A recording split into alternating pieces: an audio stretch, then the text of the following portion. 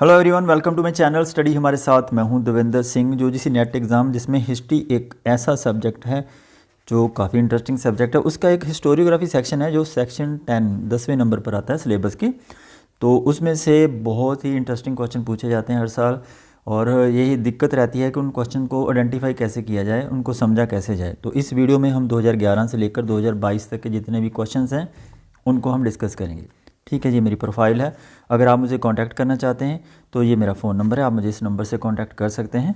आपको मेरी हर वीडियो का पीडीएफ हमारे टेलीग्राम से मिल जाएगा। टेलीग्राम का लिंक मैं आपको डिस्क्रिप्शन बॉक्स में भी दे दूँगा और पिन कमेंट में भी उसको मैं पिन कर दूँगा। ठीक है, ताकि आप वहाँ से हर एक पीडीएफ को डाउनलोड करके प्रैक्टिस कर सकते हैं। ठीक, तो जैसे मैंने आपको कहा कि ये हिस्टोरियोग्राफी सेक्शन 10 सिलेबस का बहुत ही इंपॉर्टेंट सेक्शन है। इसके 2011 से लेकर 2022 तक के सारे क्वेश्चंस को हम एक साथ डिस्कस करेंगे। वैसे आपको मैं एक चीज़ बता दूं कि यूट्यूब पर बहुत सारे टीचर्स को मैंने ऐसे पढ़ाते हुए देखा है कि हिस्टोरियोग्राफी सेक्शन से 4-5 क्वेश्चन आते हैं, तो ये इतना इम्पोर्टेंट सेक्शन है नहीं। लेकिन मैं ऐसा नहीं मानता हूँ कि जहाँ पर हमारी जेआरएफ पॉइंटों से डिसाइड होती हो, नेट हमारा पॉइंटों से डिसाइड होता हो, तो वहाँ पर एक भी क्वेश्चन को स्किप करके जाना ये बुद्धिमानी नहीं होगी, एक अच्छा डिसीजन नहीं होगा। तो ये बहुत ही इंपॉर्टेंट सेक्शन है।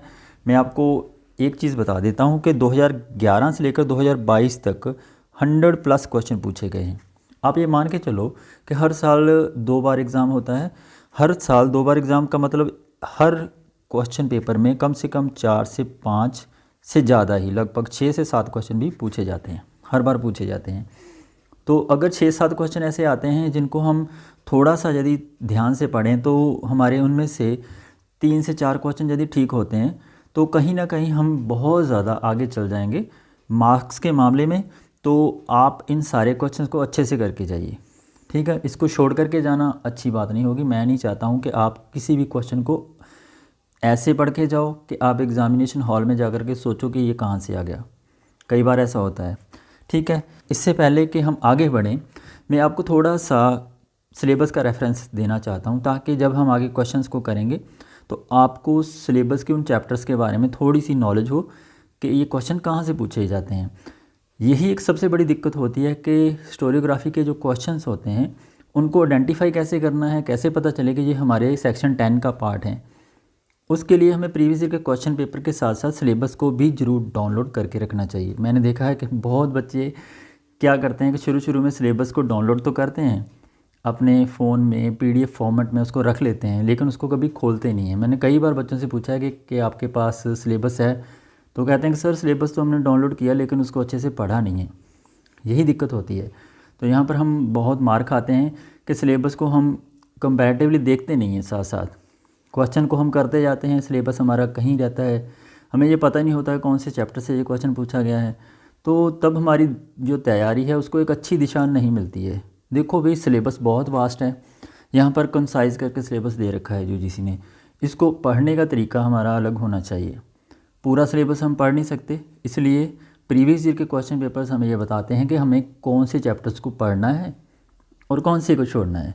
तो ये बहुत ही इम्पॉर्टेंट होता है। तो यहाँ पर आप यदि सिलेबस आपने डाउनलोड किया है तो बहुत अच्छी बात है, नहीं किया है तो इसका स्क्रीनशॉट ले सकते हैं। ठीक है, नहीं तो आप डाउनलोड करके भी आगे पढ़ सकते हैं। तो चलिए पहले थोड़ा सा सिलेबस को रेफरेंस के तौर पे पढ़ लेते हैं। उसके बाद जैसे ही हम सारे क्वेश्चंस अटैम्प्ट कर लेंगे तो वापस हम सिलेबस पर आएंगे और सिलेबस को फिर से मैं आपको एनालाइज करके बताऊंगा कि कौन से चैप्टर से कितने क्वेश्चन आए हैं, किस चैप्टर को हम छोड़ सकते हैं, किस चैप्टर को हमें बहुत ज़्यादा पढ़ना पड़ेगा। ठीक है, चलिए फिर पहला चैप्टर था ऐतिहासिक प्रणाली, शोध कार्य प्रणाली तथा इतिहास लेखन। काफ़ी अच्छा चैप्टर है, इसको हम जरूर पढ़ के चलेंगे। इतिहास का विषय विस्तार, सीमा और महत्व, इतिहास में वास्तुनिष्ठा और पूर्वग्रह, ये चैप्टर बहुत ही इंपॉर्टेंट है। ठीक है, इसमें से बहुत क्वेश्चन आते हैं। अविश्लेषणात्मक संक्रिया, इतिहास में आलोचना, संश्लेषण तथा प्रस्तुति, इतिहास में सहायक विज्ञान, इतिहास विज्ञान या सामाजिक विज्ञान, इतिहास में कारण, कार्य, संबंध और कल्पना। और ये एक इम्पॉर्टेंट चैप्टर है, क्षेत्रीय इतिहास का महत्व। तो ठीक है, इसको भी जरूर पढ़ना चाहिए। इतिहास में आधुनिक प्रवृत्तियाँ क्या की थी, और इतिहास की शोध कार्य प्रणाली, इतिहास में परिकल्पना और प्रस्तावित शोध का क्षेत्र, ये काफ़ी इंपॉर्टेंट चैप्टर है, इसको भी जरूर पढ़ के जाना चाहिए। ठीक है, स्रोत आंकड़ों का संग्रह, प्राथमिक, द्वितीयक और पारगमनीय स्रोत कौन कौन से होते हैं। इतिहास में एक चीज़ आप याद रखिएगा, जब हम इतिहास लिखते हैं उसमें बहुत सारे फैक्टर्स काम करते हैं, तो प्रत्येक फैक्टर का क्या रोल रहता है हिस्ट्री में, वो हमारे पेपर 1 में भी उसका रिसर्च के अकॉर्डिंगली पूछा जाता है।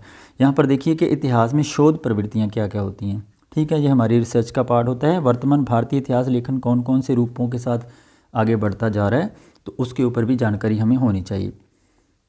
आपने कभी सोचा है कि यूजीसी नेट एग्ज़ाम में जो इतिहास लेखन सिलेबस का एक पार्ट है, क्यों है?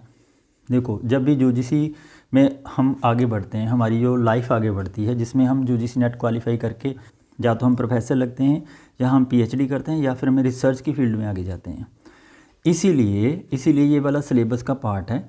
और यूजीसी भी हमसे चाहता है कि हमें रिसर्च के बारे, हमें इतिहास लेखन के बारे में नॉलेज हो। अगर प्रोफेसर बनने वाले हैं, आप बच्चों को आगे पढ़ाओगे, तभी पढ़ाओगे जब आप खुद से पहले पढ़ोगे, अच्छे से पढ़ोगे। जब आपने इतिहास में पीएचडी कर ली, आपने इतिहास लेखन की बारीकियों को नहीं समझा, आपने इतिहास का मूल ही नहीं समझा, बेसिक ही नहीं समझा, तो कैसे आगे हम किसी को पढ़ा सकते हैं। इसके लिए हमें हिस्टोरियोग्राफी सेक्शन को बहुत अच्छे से पढ़कर जाना चाहिए। अगर आपने इतिहास में हिस्टोरियोग्राफी सेक्शन को नहीं पढ़ा, तो मुझे लगता है कि आपने हिस्ट्री का एच भी नहीं टच किया। तो आपको आने वाले समय में यदि आप बहुत आगे जाना चाहते हैं, हिस्ट्री में बहुत आगे जाकर अपना फ्यूचर बनाना चाहते हैं, तो बहुत ही इम्पोर्टेंट है कि आप हिस्टोरियोग्राफी सेक्शन को अच्छे से पढ़कर चलें। ठीक है, तो इतिहास में विषय का चयन करना बहुत इंपॉर्टेंट होता है। नोट्स लेना, संदर्भ, निर्देश, याद टिप्पणियाँ या फिर ग्रंथ सूची। थीसिस कैसे लिखा जाता है, ये भी एक इम्पॉर्टेंट पार्ट है।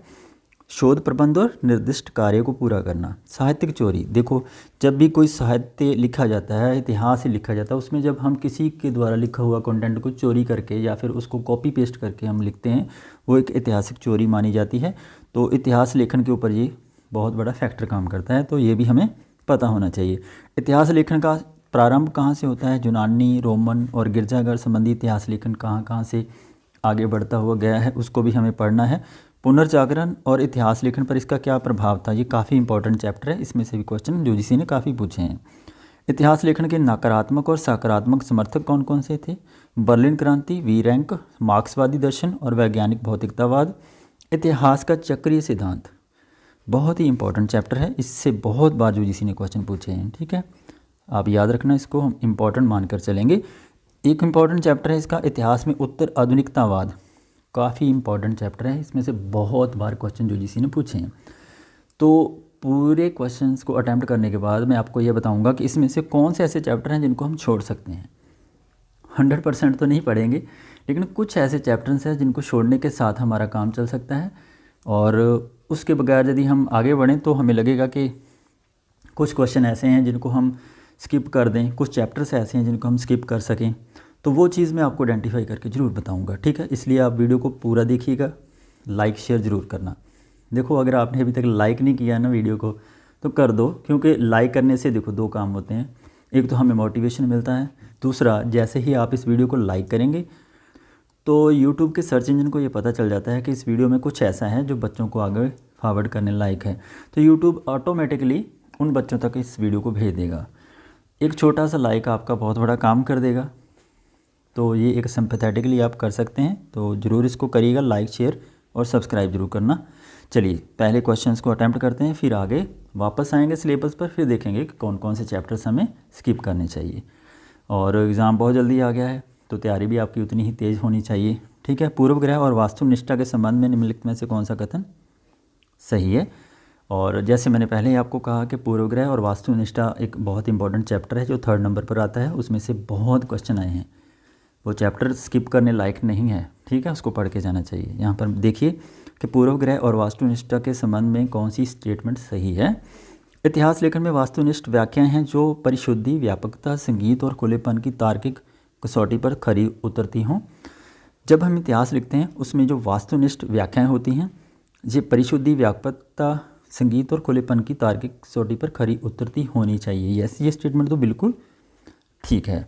यदि ऐतिहासिक व्याख्या दुर्घटनावश गलती से असावधानी के कारण होती है तो पूर्वग्रह नहीं मात्र गलत कहा जा सकता है, ये भी सही है।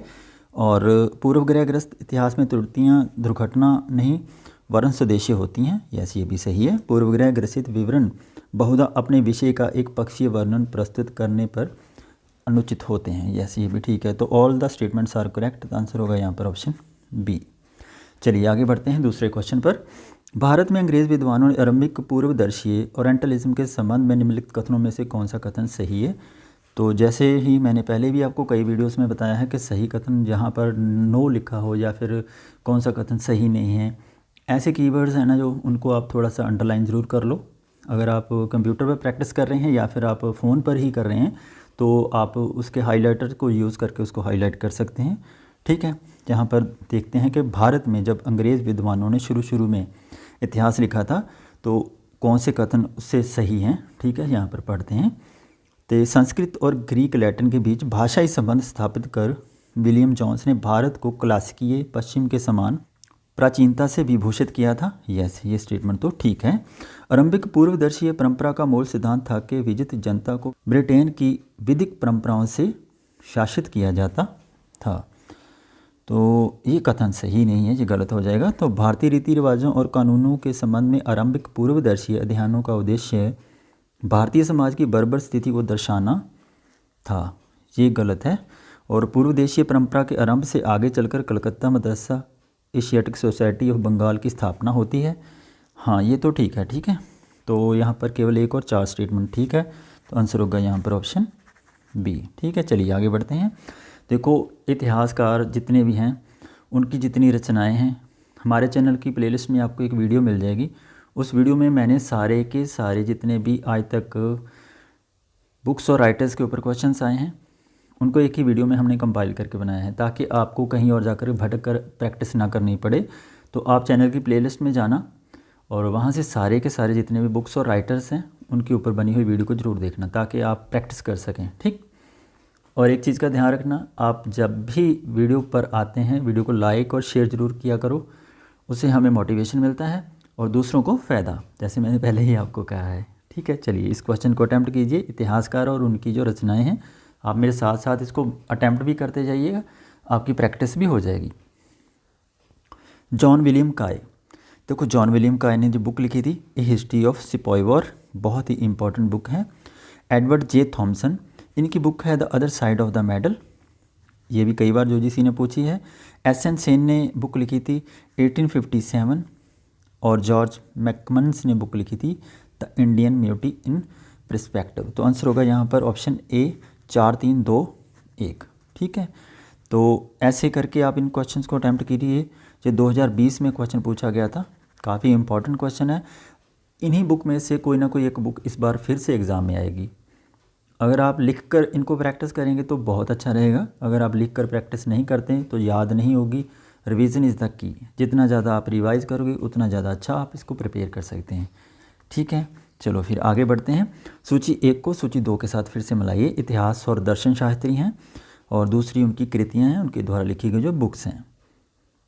ठीक है, चलिए मिलाइए फिर इसको। माइकल फूको ने जो बुक लिखी थी वो लिखी थी the archaeology of knowledge. Edward Said की जो बुक है वो है culture and imperialism. Hayden white ने जो बुक लिखी थी वो लिखी थी मेटा हिस्ट्री। ठीक है, मार्क ब्लॉक की रचना है हिस्टोरियंस क्राफ्ट। देखो, मार्क ब्लॉक की रचना जो है ना, ये बहुत बार पूछी जा चुकी है यूजीसी ने। मैं आपको एक चीज़ बता दूं कि इसमें जो मैंने क्वेश्चन शामिल किए हैं वो पहले भी बहुत बार पूछे जा चुके हैं। मैंने उनमें से एक एक क्वेश्चन को ही उठाया है। ठीक है, तो आपको एक चीज़ समझनी चाहिए कि मार्क ब्लॉक की जो रचना है ये काफ़ी बार पूछी जा चुकी है। हिस्टोरियन क्राफ्ट इंपॉर्टेंट बुक है, आप बार बार याद रखिए इसको। ठीक है, अगर एक भी बुक आपके सामने नज़र आती है जिसको आप थोड़ा सा याद कर सकते हैं, रिवाइज कर सकते हैं, रिकॉल कर सकते हैं ड्यूरिंग द एग्ज़ाम, तो वो आपका क्वेश्चन काफ़ी हद तक सॉल्व कर देगी। यहाँ पर देखिए, मार्क ब्लॉक की रचना हिस्टोरियन क्राफ्ट है। अगर आपको पता है कि डी का ऑप्शन 1 सही है तो डी का ऑप्शन 1 केवल यहाँ पर ऑप्शन बी में है। ठीक है, तो इस तरह आप एलिमिनेशन मेथड के थ्रू भी क्वेश्चंस को अटैम्प्ट कर सकते हैं। तो आंसर यहाँ पर है ऑप्शन बी। चलिए आगे बढ़ते हैं। इतिहास का कार्य अतीत का मूल्यांकन करना होता है। देखो, आपको एक चीज़ याद रखनी है कि प्राचीन काल हो, मध्यकाल हो या फिर आधुनिक काल, इन तीनों कालखंड के लगभग 10 से 15 राइटर्स हैं इंपॉर्टेंट जो हैं, जिनके बारे में यूजीसी बार बार क्वेश्चंस पूछता है। आप उन राइटर्स को लिखिए, एक पेज पर लिख लीजिए। हर राइटर्स के आगे उसके द्वारा लिखी गई जो बुक्स हैं ना, उनको ज़रूर लिखिए। उनको लिखने के बाद उन बुक्स का विषय वस्तु भी लिखिए और उसका शीर्षक जरूर लिखिए, क्योंकि यूजीसी ने इनके ऊपर क्वेश्चंस पूछे हैं। आगे चलकर आप वीडियो में देखेंगे बहुत सारे ऐसे क्वेश्चन हैं जिनको शीर्षक के ऊपर ही क्वेश्चन पूछे हैं। तो आप इन राइटर्स की क्रोनोलॉजी, कौन कौन से समय काल के दौरान ये रहे हैं, इनको जरूर पढ़ के जाइएगा। इससे यूजीसी क्वेश्चन बना रहा है, बार बार बना रहा है। जब तक हमें इन चीज़ों का पता लग जाएगा तो फिर हमारी तैयारी उतनी आसान हो जाएगी। ठीक है, यहाँ पर क्वेश्चन नंबर 5 है, इसको पढ़ते हैं कि इतिहास का कार्य अतीत का मूल्यांकन करना और भावी युगों के लाभार्थ वर्तमान का अनुदेशन करना होता है। यह इतिहास की उपयुक्त परिभाषा किसने दी है? चारों के चारों जितने भी ये राइटर्स हैं ना, सभी इम्पोर्टेंट हैं। इनकी स्टेटमेंट्स, इनकी जो परिभाषाएं हैं, सारे पढ़ के जाइएगा। ठीक है, तो ये वाली जो स्टेटमेंट है ये है जेपी ग्रोज की, तो आंसर होगा यहाँ पर ऑप्शन बी। ठीक है, तो ऐसे इन सारे राइटर्स की प्रैक्टिस करना आपको बहुत ज़रूरी है, तभी हम हिस्टोरियोग्राफी में अपनी पकड़ अच्छे से मजबूत कर सकते हैं। चलिए आगे बढ़ते हैं। नीचे दो कथन दिए गए हैं, जिसमें से एक को अभिकथन है और दूसरा उसका तर्क आर है। देखो, अभिकथन और कारण के ऊपर क्वेश्चन यूजीसी ने बहुत बार पूछे हैं और हर बार पूछते हैं। ठीक है, तो एक चीज़ मैं आपको बता देना चाहता हूँ कि 2018 में बहुत सारे क्वेश्चन यूजीसी ने हिस्टोरियोग्राफी सेक्शन से पूछे थे। 2013 और 14 में भी बहुत क्वेश्चन आए हैं। अगर कोई ये मानता है कि इसमें से 4 से 5 क्वेश्चन आते हैं, इस सेक्शन को हमें स्किप कर देना चाहिए, तो वो इस वीडियो को यहाँ ही स्किप करके जा सकता है। मैं नहीं कहूँगा कि आप वीडियो को और देखिए। ठीक है, तो आप वीडियो को यहाँ ही छोड़कर जा सकते हैं। अगर आपको लगता है कि जेन्युइनली लगता है कि ये सेक्शन इंपॉर्टेंट है, इसको पढ़ के जाना ज़रूरी है, तो आप वीडियो को पूरा देखिएगा। लास्ट में आपको मैं बताऊँगा कि कौन से चैप्टर्स ऐसे हैं जिनको बहुत ज़्यादा रिवीजन करने की ज़रूरत है। ठीक है, तो एक चीज़ आप याद रखिएगा, जब भी आपको कथन और कारण से क्वेश्चन आते हैं, उन स्टेटमेंट को आप अच्छे से पढ़िएगा, एक बार नहीं 2 बार पढ़िएगा। ठीक है, और तब जाकर के आप उस डिसीजन तक पहुंचिएगा कि ये स्टेटमेंट सही है या फिर गलत। देखो, यहाँ पर पढ़ के देखते हैं, मैं आपको थोड़ी प्रैक्टिस भी करवा देता हूँ कि अभिकथन ये कहता है कि इतिहास का संदर्भ विषय वस्तु और विचार प्रक्रिया से है। ठीक है, ये हमने बहुत बार पढ़ा है कि इतिहास का संदर्भ विषय वस्तु और विचार प्रक्रिया से होता है। अभिकथन सही है। ऐतिहासिक चिंतन की विचार प्रक्रिया में प्रश्न करना, साक्ष्य जुटाना, साक्ष्य के स्वरूप का पता लगाना और अन्य द्वारा लिखित आख्यानों की मीमांसा करना शामिल होता है। तो जब हम इतिहास लिखते हैं उसमें हमारा इम्पॉर्टेंट फैक्टर होता है कि इतिहास में साक्ष्य एकत्रित करना, प्रश्न करना, साक्ष्य जुटाना, साक्ष्य के स्वरूप का पता लगाना और दूसरे के द्वारा लिखे गए जो आख्यान होते हैं उनकी मीमांसा करना भी होता है। तो तर्क भी सही है। अब यहाँ पर आता है क्वेश्चन कि दोनों, तो हमें पता चल गया कि दोनों ठीक हैं। मैं अक्सर हर एक वीडियो में आपको एक ट्रिक समझाता हूँ कि जब भी दोनों स्टेटमेंट का पता चल जाए कि अभिकथन और तर्क दोनों सही हैं, तो उसमें आप क्योंकि लगाइए, बिकॉज लगा करके एक बार फिर से पढ़िए। जैसे ही आप उसको पढ़ेंगे ना, तो आपको उसका अर्थ स्पष्ट होने लग जाएगा। ठीक है, इसको पढ़ते हैं कि इतिहास का संदर्भ विषय वस्तु और विचार प्रक्रिया से है, क्योंकि ऐतिहासिक चिंतन की विचार प्रक्रिया में प्रश्न करना, साक्ष्य जुटाना, साक्ष्य के स्वरूप का पता लगाना और दूसरों के द्वारा लिखित आख्यानों की मीमांसा करना शामिल होता है। ठीक है ना, अभी पता चला कि इसका जो अर्थ है वो भी स्पष्ट हो रहा है। तो आंसर क्या होना चाहिए यहाँ पर? Option A. और हाँ, एक चीज़ आप ज़रूर याद रखना, अगर आपको ये पता चल जाए कि इसका कारण स्पष्ट हो रहा है, तो उसके आगे थोड़ा सा और सोचना, थोड़े टाइम के लिए आप थोड़ा सा उस समय अपने आप को रोक करके सोचना कि क्या ये जो कारण है ये केवल एक ही कारण है। अगर आपको लगे, आपके बैक ऑफ द माइंड, दिमाग में ये चल रहा हो कि नहीं, इस चीज़ के और भी कारण हो सकते हैं, एक से ज़्यादा कारण हो सकते हैं, तब ये स्पष्टीकरण नहीं करेगा, तब आंसर होगा ऑप्शन बी। ठीक है, याद रखिएगा, मेरी इस बात को हमेशा ही दिमाग में बिठा लो कि यदि एक से ज़्यादा कारण होते हैं तो वह स्पष्टीकरण नहीं करता, और यदि केवल एकमात्र कारण होता है तो वह स्पष्टीकरण करेगा। आंसर इस यहाँ पर ए। चलिए आगे बढ़ते हैं 7वें क्वेश्चन पर। सूचियों को मिलाइए। यहाँ पर सूची में लेखक हैं और उनके द्वारा लिखी गई बुक्स हैं। ठीक है, चलो मिलाओ इसको। देखो, आर.जी. कॉलिंगवुड की जो बुक है वो लिखी थी उन्होंने, द आइडिया ऑफ हिस्ट्री। बहुत बार जो जिसी ने ये क्वेश्चन पूछा है, the idea of history is written by R G. Collingwood. ठीक है। और भिखु पारेख की जो रचना है colonialism trade and reforms in analysis of Gandhi's political discourse, ठीक है, ये भिखु पारेख की रचना है। और दीपेश चक्रवर्ती ने बुक लिखी थी द कॉलिंग ऑफ हिस्ट्री, तो मिलाइए इसको, ठीक है। और एरिक हॉब्सबॉम की बुक है ऑन हिस्ट्री, ठीक। बहुत बार यूजीसी ने ये क्वेश्चन पूछा है, तो आंसर मिलाइए इसका क्या होना चाहिए, ए का 2, बी का 1, सी का 4 और डी का 3। आंसर होगा ऑप्शन सी, ठीक है।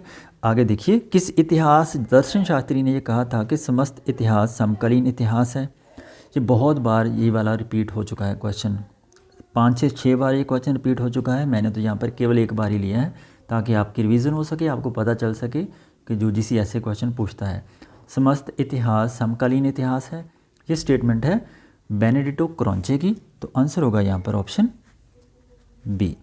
चलिए आगे बढ़ते हैं। निम्नलिखित में से कौन सा कथन सही है। जब भी सही आ जाए उसको तो मैं हमेशा कहता हूँ कि आप उसको ऐसे गोला बना लो, जब आप पेन कापी लेकर पढ़ रहे हैं तो थोड़ा सा अंडरलाइन कर लो, नहीं तो आप कंप्यूटर पर हो तो उसको हाईलाइट कर लो, ठीक। तो ऐतिहासिक विधि एक जटिल प्रक्रिया है, यहाँ पर हमने देखना है विच स्टेटमेंट इज करेक्ट। ऐतिहासिक विधि एक जटिल प्रक्रिया है जिसमें सूचना के स्रोतों की खोज, उसका आलोचनात्मक मूल्यांकन, संश्लेषण और प्रतिपादन शामिल होता है। यस। ऐतिहासिक विधि एक वाकया ही जटिल प्रक्रिया है जिसमें सूचना के तौर पर स्रोतों की खोज और उसका आलोचनात्मक मूल्यांकन, संश्लेषण और प्रतिपादन शामिल होता है। यस, ये स्टेटमेंट तो बिल्कुल सही है। और यदि प्रतिज्ञाप्ति का आधार केवल संयोग है तो तर्क किया जाना चाहिए। यहाँ पर थोड़ा समझने वाली बात है कि यदि प्रतिज्ञाप्ति का आधार केवल संयोग होता है ना, तो वहाँ पर तर्क का कोई तो रोल होता नहीं है ना, तो ये स्टेटमेंट यहाँ गलत हो जाएगी। प्रलेख के पंथ विशेष रूप से सरकारी प्रलेख और विकास का अधिकांश श्रेय लियोपोल्ड वान रांके को दिया जाता है। हाँ, ये तो सही है। ओसवाल्ड स्प्लेंगर का इतिहास दर्शन इतिहास को प्राचीन, मध्ययुगीन और आधुनिक के बीच यूरोपीय अवधिकरण पर तीव्र प्रहार से प्रारंभ होता है। यस, ओसवाल्ड स्प्लेंगर के बारे में ये स्टेटमेंट आप याद रखिएगा, ठीक है। तो ये स्टेटमेंट भी सही है।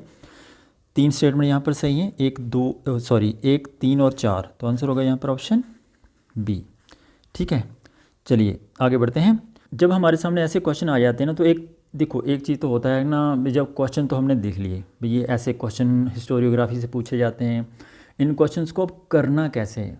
असली क्वेश्चन दिमाग में ये आता है कि अब इन क्वेश्चंस को करना कैसे, करने का तरीका मैं आपको बता रहा हूँ।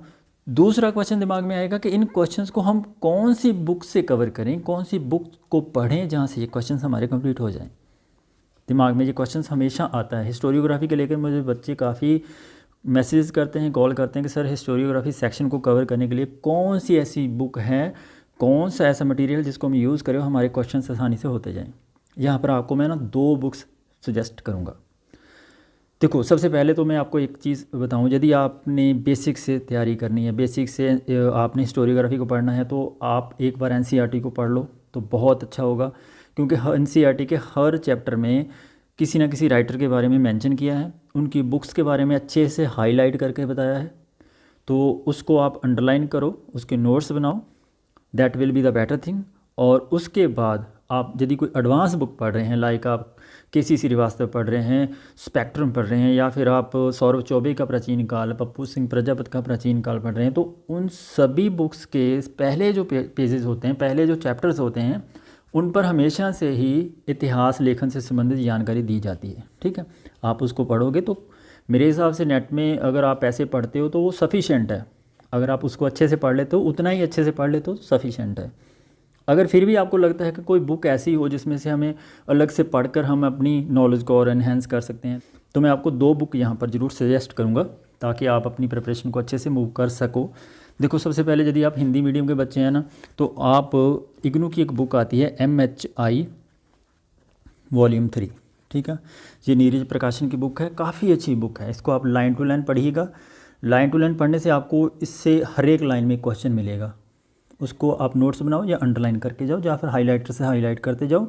अच्छे से पढ़ो, थॉरली पढ़ो, काफ़ी क्वेश्चन आपके हिस्टोरियोग्राफी सेक्शन के यहाँ से कवर हो जाएंगे।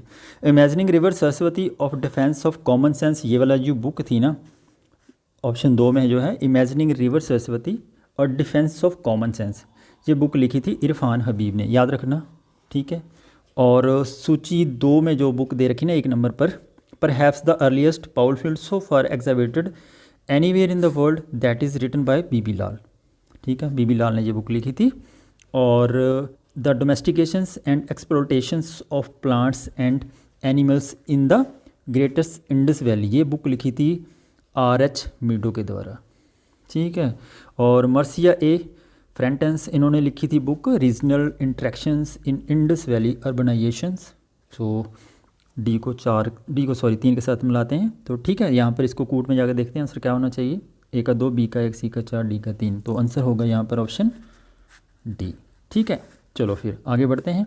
यहाँ पर हम वो स्टेटमेंट देखनी है जो गलत तरीके से मैच की गई है। देखिए, अर्बन डिके इन इंडिया, ये बुक जो लिखी थी ये R.S. शर्मा की बुक है, दिस इज़ करेक्ट। और the art of Gupta India empire and provinces, ये जोना विलियम्स की बुक है। और the wonder that was India A.L. Basham की बुक है, दिस इज़ आल्सो करेक्ट। और myth and reality studies in the formations of Indian culture, ये book Romila Thapar की नहीं है ना। तो ये बुक किसने लिखी थी, ये लिखी थी D.D. कोसाम्बी ने। ठीक है, याद रखना ये बुक D.D. कोसाम्बी की है, myth and reality studies of the formations in the Indian culture. तो answer is option D which is not correct. चलिए आगे बढ़ते हैं। निम्नलिखित कथन को पढ़कर नीचे दिए गए विकल्पों में से सही उत्तर का चयन करना है। स्टेटमेंट्स हैं, थोड़ा सा देखना। देखो, जब भी आप इतिहास पढ़ रहे होते हैं, ये वाली जो स्टेटमेंट्स है ना, आपको ये MHI वॉल्यूम 3 वाली जो बुक मैंने आपको बताई है ना, उसमें से काफ़ी ज़्यादा मिलेंगी, बहुत ज़्यादा मिलेंगी। अगर आप उसको अच्छे से पढ़ लेते हैं तो आपका ये क्वेश्चंस गलत नहीं वहाँ से होगा। समाजशास्त्रियों ने ये बताया है कि जातियाँ भी सांस्कृतिकरण के रूपों के अंतर्गत अपने व्यवसायों के साथ साथ अपने दर्जे में कैसे परिवर्तन करती हैं। सांस्कृतिकरण की सिद्धांत का प्रतिपादन किसने किया था? देखो, सांस्कृतिकरण के सिद्धांत का प्रतिपादन N.M. श्रीनिवास ने किया था। तो आंसर होगा यहाँ पर ऑप्शन बी। ठीक है, चलो फिर आगे बढ़ते हैं। यहाँ पर 13th क्वेश्चन है, अटैम्प्ट कीजिए इसको। सूची 1 में लेखक, मैं इस वीडियो में आपको सारी पुस्तकें और उनके द्वारा राइटर्स जो है ना, उनकी बुक्स को रिवाइज तो करवा दूंगा। ठीक है, एग्ज़ाम से पहले ये वीडियो आपको बहुत हेल्प करेगी, मेरा ऐसा मानना है। आपकी हेल्प हो जाए, आपका एक भी क्वेश्चन इस वीडियो की वजह से ठीक हो जाए, तो मुझे लगेगा कि मेरा जो काम है ना, जो मेरी मेहनत है, वो वर्थ इट है।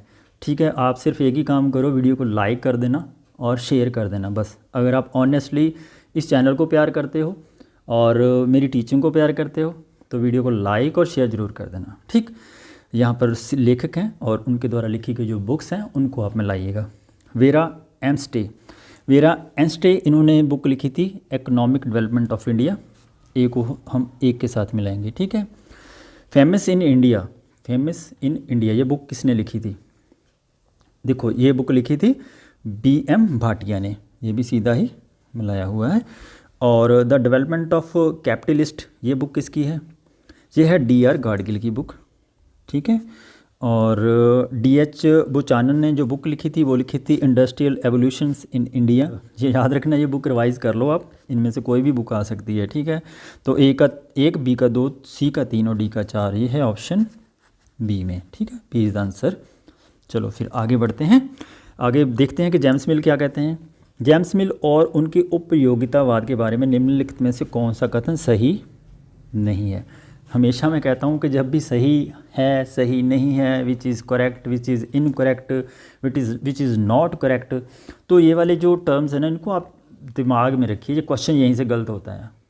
मेरे साथ तो हो जाता था, आप थोड़ा प्रैक्टिस कीजिए, तभी मैं हर वीडियो में इसके ऊपर थोड़ा सा एम्फेसाइज करता हूँ, थोड़ा आपको जोर देता हूँ कि आप इसको थोड़ा सा ध्यान में रख करके चलिएगा। ठीक है, यहाँ पर उपयोगितावाद का जो सिद्धांत है जो जेम्स मिल ने दिया था, हमने देखना है कि उसकी स्टेटमेंट में कौन सा उनका जो सिद्धांत है वो नहीं है। ठीक है, उपयोगितावाद होने के नाते जेम्स मिल संस्कृत और फारसी विद्या के दृढ़ समर्थक थे। नहीं, आपने जब भी जेम्स मिल के बारे में पढ़ा होगा ना, तो जेम्स मिल कभी भी संस्कृत और फारसी विद्या के दृढ़ समर्थक नहीं रहे हैं। तो पहली ही स्टेटमेंट यहाँ पर गलत है। और जेम्स मिल क्या कहते हैं कि जेम्स मिल का मत था कि प्राच्य आधुनिकतावाद के पक्ष में उन्मूलन में सहायता करने की बजाय इसको जारी रखने के दोषी थे। यस, ये तो सही है। और जेम्स मिल ने हिस्ट्री ऑफ ब्रिटिश इंडिया को लिखकर, ये बुक नोट कर लेना आप, history of British India written by James Mill. ठीक है, भारतीय इतिहास का सांप्रदायिक आधार पर वर्गीकरण कर दिया था, मैंने पिछले क्वेश्चन में आपको बताया था, ठीक है। 3 हिस्सों में उन्होंने बांट दिया था। मिल ने भारत की सामाजिक आर्थिक समस्याओं के कानूनी समाधानों का प्रयास किया था। हाँ, ये तो सही है, ये तीनों स्टेटमेंट सही हैं। Statement A is incorrect here, तो आंसर इज ऑप्शन ए। चलो 15th क्वेश्चन है, भारतीय इतिहास लेखन की मार्क्सवादी विचारधारा के बारे में निम्नलिखित में से कौन सा कथन सही नहीं है। यहाँ पर फिर से नहीं कथन देखना है, 3 कथन सही होंगे, 1 गलत हो जाएगा, ठीक है। चलो फिर पढ़िए इसको। देखिए, जहाँ तक राष्ट्रीय आंदोलन के ध्यान के संबंध है, आर पाम दत्त और ए आर देसाई ने इस विचारधारा की आधारशिला रखी थी कि लेकिन अन्य के बाद के वर्षों में इसको विकसित किया गया था। हाँ, ये स्टेटमेंट तो ठीक है। वे राष्ट्रीय आंदोलन के एक संरचनात्मक बुर्जुआ आंदोलन के रूप में देखने के प्रवृत्त होते हैं। यस, ये भी सही है। वे राष्ट्रीय आंदोलन की वर्गीय प्रकृति की व्याख्या उसके संघर्ष के रूपों, उसके राजनीतिक रूप के पीछे हटने और समझौतों के अर्थ में करते हैं। यस, ये स्टेटमेंट भी ठीक है।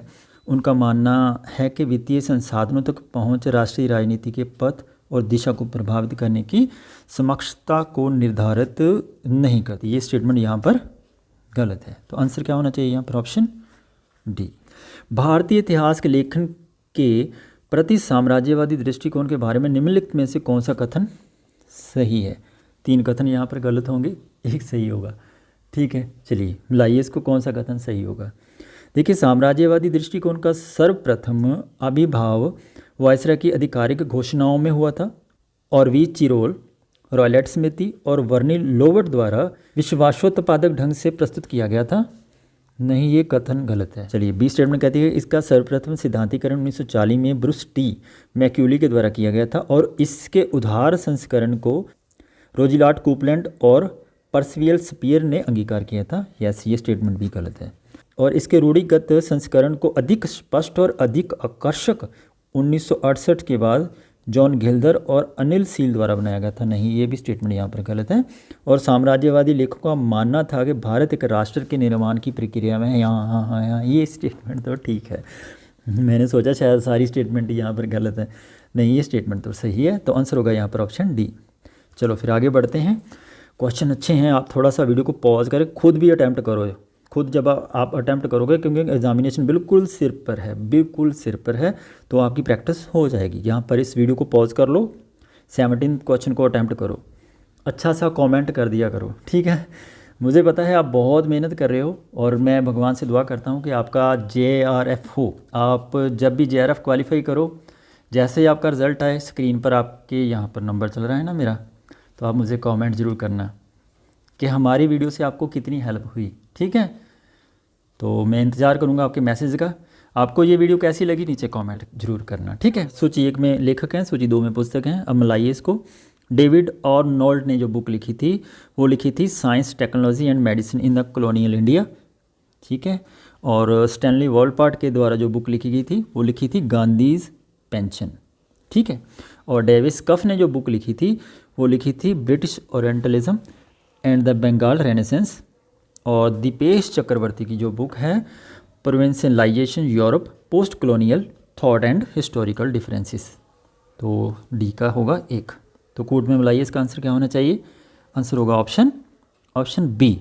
ए का 2, बी का 3, सी का 4, डी का 1, ठीक है। चलो फिर आगे बढ़ते हैं अगले क्वेश्चन की तरफ। सूची 1 को सूची 2 के साथ मिलाइए फिर से। सूची 1 में लेखक हैं, सूची 2 में उनके द्वारा लिखी गई जो बुक हैं। ये क्वेश्चंस मैंने आपको पहले भी एक वीडियो बना करके उसमें सारे एक्सप्लेन किए हैं। अगर आपने अभी तक हमारी प्लेलिस्ट में जाकर को वीडियो को नहीं देखा है ना, तो आप काफ़ी पीछे चल रहे हैं।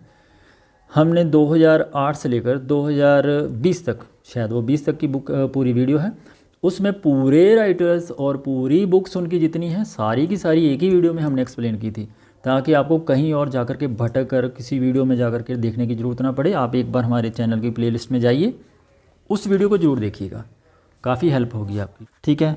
तो सूची 1 को सूची 2 के साथ सम्मिलित कीजिए, नीचे दिए गए कोड में से सही उत्तर चुनिए, ठीक। सूची 1 में लेखक हैं, सूची 2 में उनके द्वारा लिखी गई जो बुक्स हैं, उनकी जो कृतियाँ हैं उनको आपने मिलाना है। देखिए, गांधी प्रिजनर ऑफ होप, ये बुक काफ़ी इंपॉर्टेंट है। ये लिखी थी जुडिथ एम ब्राउन ने, ठीक है। और India's partition process, strategy and mobilisation, ये बुक लिखी गई थी मुशीरुल हसन के द्वारा। डेविड ए लॉ ने जो बुक लिखी थी वो थी Britain and Indian nationalism, the imprint of ambiguity, इसको मिलाइए आप 2 के साथ। डी रोदरमंड की बुक थी the phases of Indian nationalism, तो मिलाइए इसका आंसर क्या होना चाहिए, आंसर होगा ऑप्शन सी। ठीक है, 3 4 2 1। चलिए आगे बढ़ते हैं। तो क्वेश्चन काफ़ी अच्छे हैं, सारे के सारे स्टेटमेंट बेस्ड क्वेश्चन है। मैं चाहता हूँ आप इसको रिवाइज जरूर कर लेना एग्ज़ाम में जाने से पहले, क्योंकि ये बहुत काम आएंगे आपके। जो स्टेटमेंट्स हैं यहाँ पर इतिहास की परिभाषाएं हैं, इतिहास की परिभाषाओं से क्वेश्चन तो हर बार आता है ना, तो गलत नहीं होना चाहिए। जीपी ग्रूच ने कौन सी परिभाषा दी थी, ये परिभाषाएं आप एक बार याद जरूर कर लीजिए, इसको रिपीटेडली रिवाइज कीजिए तभी याद होंगी। ठीक है, देखो जो जीपी ग्रूच की परिभाषा थी, उन्होंने कहा था कि इतिहास वास्तव में इतिहासकार का अतीत के साथ संबंध से निर्माण होता है, जिसका उद्देश्य वर्तमान को प्रशिक्षित करना तथा भावी पीढ़ी के लिए मार्गदर्शन करना होता है। जीपी ग्रूच ने ये स्टेटमेंट दी थी, तो ए को हम मिलाएंगे सीधा 3 के साथ। ठीक है, और हेनरी प्रेन की जो स्टेटमेंट है कि इतिहास समाज में रहने वाले मनुष्यों के कार्यों और उपलब्धियों की कहानी होती है। समाज में रहने वाले मनुष्यों के कार्यों और उनकी उपलब्धियों की कहानी होती है, ये कहा था हेनरी प्रेन ने। राइट, तो रेनियर बहुत अच्छे इतिहासकार थे। इन्होंने कौन सी स्टेटमेंट दी थी, रेनियर का कहना था कि संपूर्ण अतीत मेरा अतीत है और मैं उसे अपने व्यक्तिगत संतोष के लिए स्मरण करता हूँ। ठीक, तो वॉल्श ने कौन सी स्टेटमेंट दी थी, चलिए यहाँ पर स्टेटमेंट 2 ही बाकी रह गई है। वॉल्श कहते हैं कि या तो हमें स्वीकार करना चाहिए कि इतिहास अर्थपूर्ण है, अथवा इतिहास अव्यवस्थित या असंगठित घटनाओं का संयोग है, जिसे ना तो कोई स्वर है ना कोई तर्क है। ये वॉल्श की स्टेटमेंट है। ठीक है, तो चलिए मिलाइए इसको, क्या आंसर होना चाहिए, आंसर होगा ऑप्शन डी। ठीक है, चलो फिर आगे बढ़ो, अगले क्वेश्चन पर देखते हैं कि निम्नलिखित में से कौन सा गलत सम्मिलित है। यहाँ पर लेखक हैं और उनके द्वारा लिखी गई पुस्तक और उनकी जो शीर्षक हैं। ये 2018 जुलाई में क्वेश्चन पूछा गया था। तो एस.के. मैती ने जो बुक लिखी थी वो बुक थी the economic life of northern India in the Gupta period, ये बिल्कुल सही है। आर.के. मुखर्जी के द्वारा लिखी गई जो बुक थी वो लिखी थी the history of Indian shipping, yes ये भी सही है। हिस्ट्री ऑफ इंडियन शिपिंग बहुत बार यूजीसी ने पूछी है, और ये आर.के. मुखर्जी के द्वारा लिखी गई थी। The colonies in the far east, ये बुक भी बहुत बार यूजीसी ने पूछी है, ये आर.सी. मजूमदार की बुक है, ये भी सही है।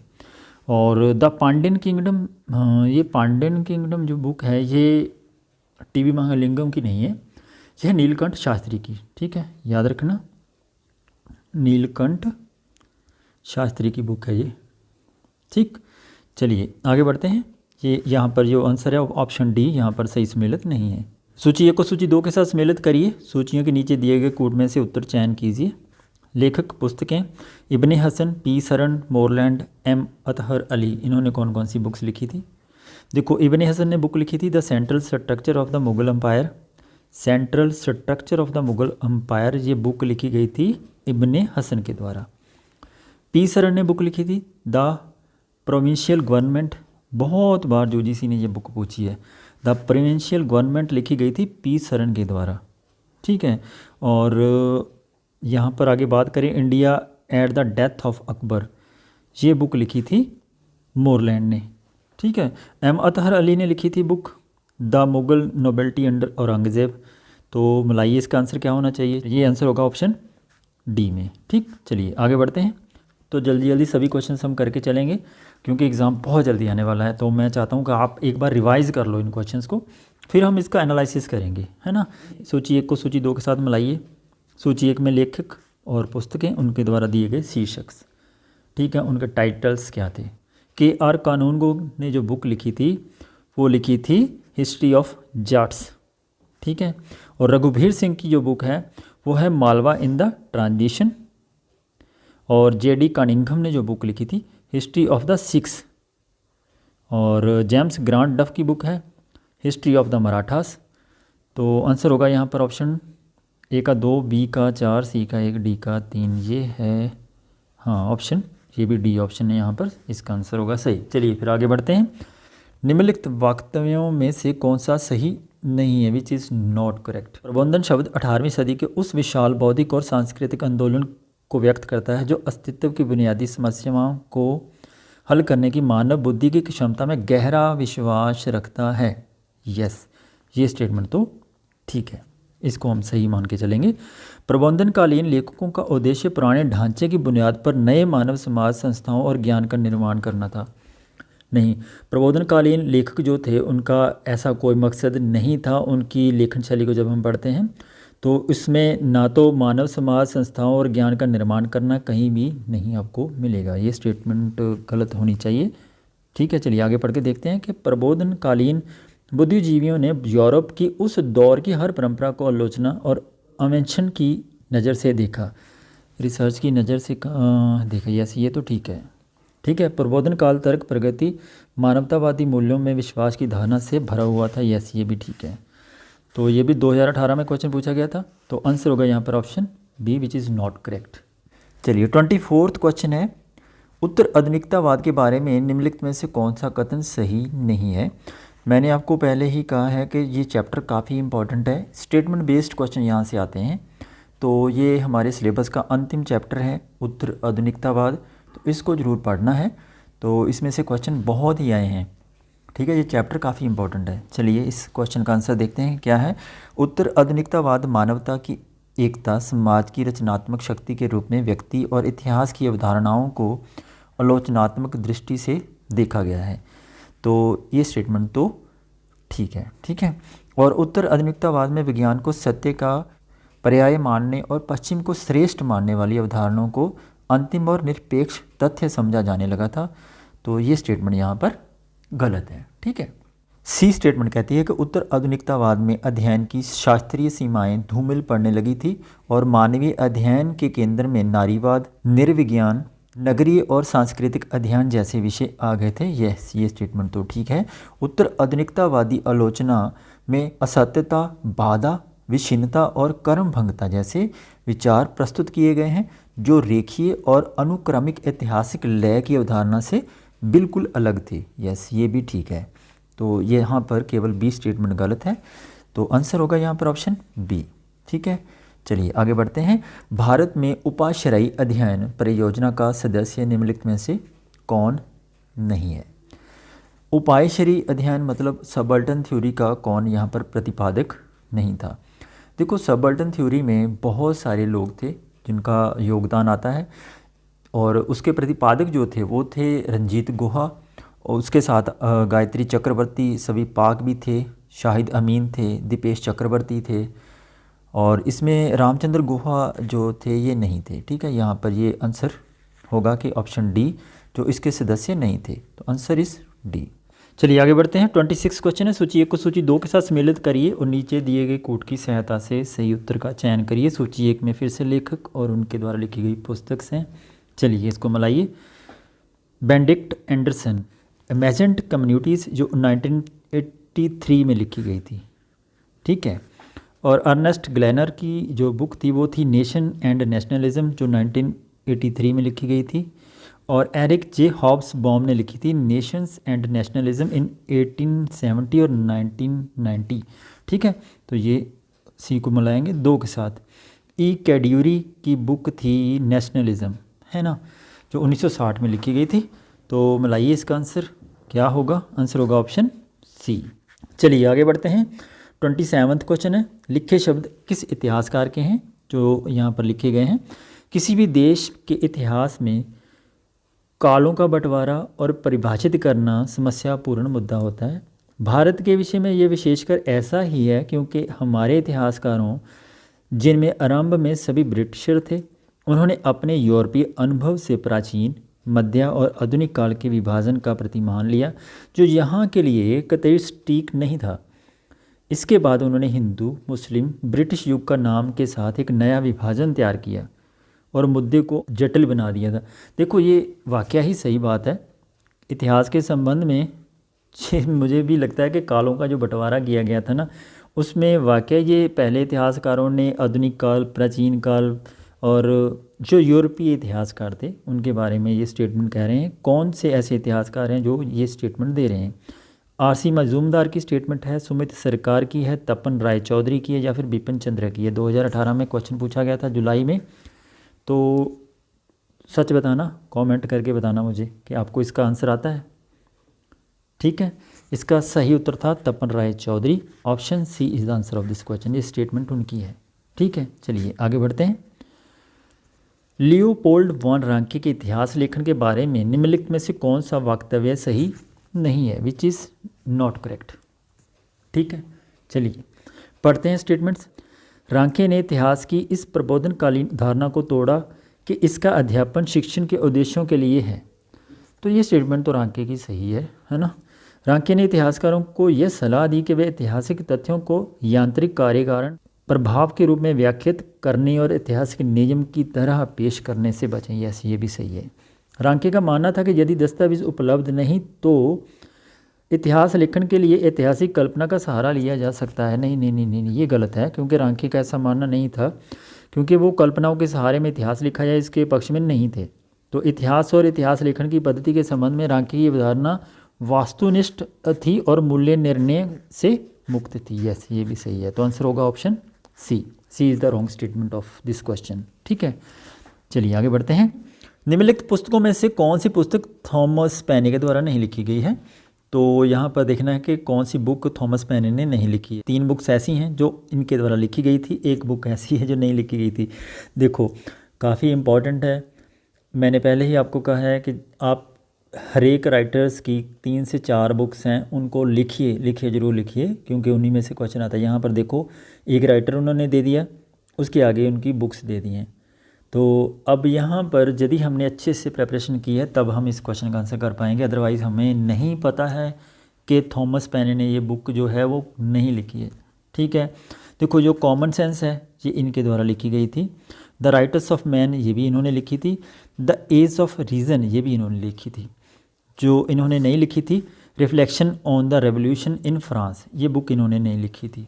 अब क्वेश्चन ये आता है भाई, ये बुक किसने लिखी थी। फिर इन्होंने जो थॉमस पेने ने नहीं लिखी, तो फिर ये इसके राइटर कौन है।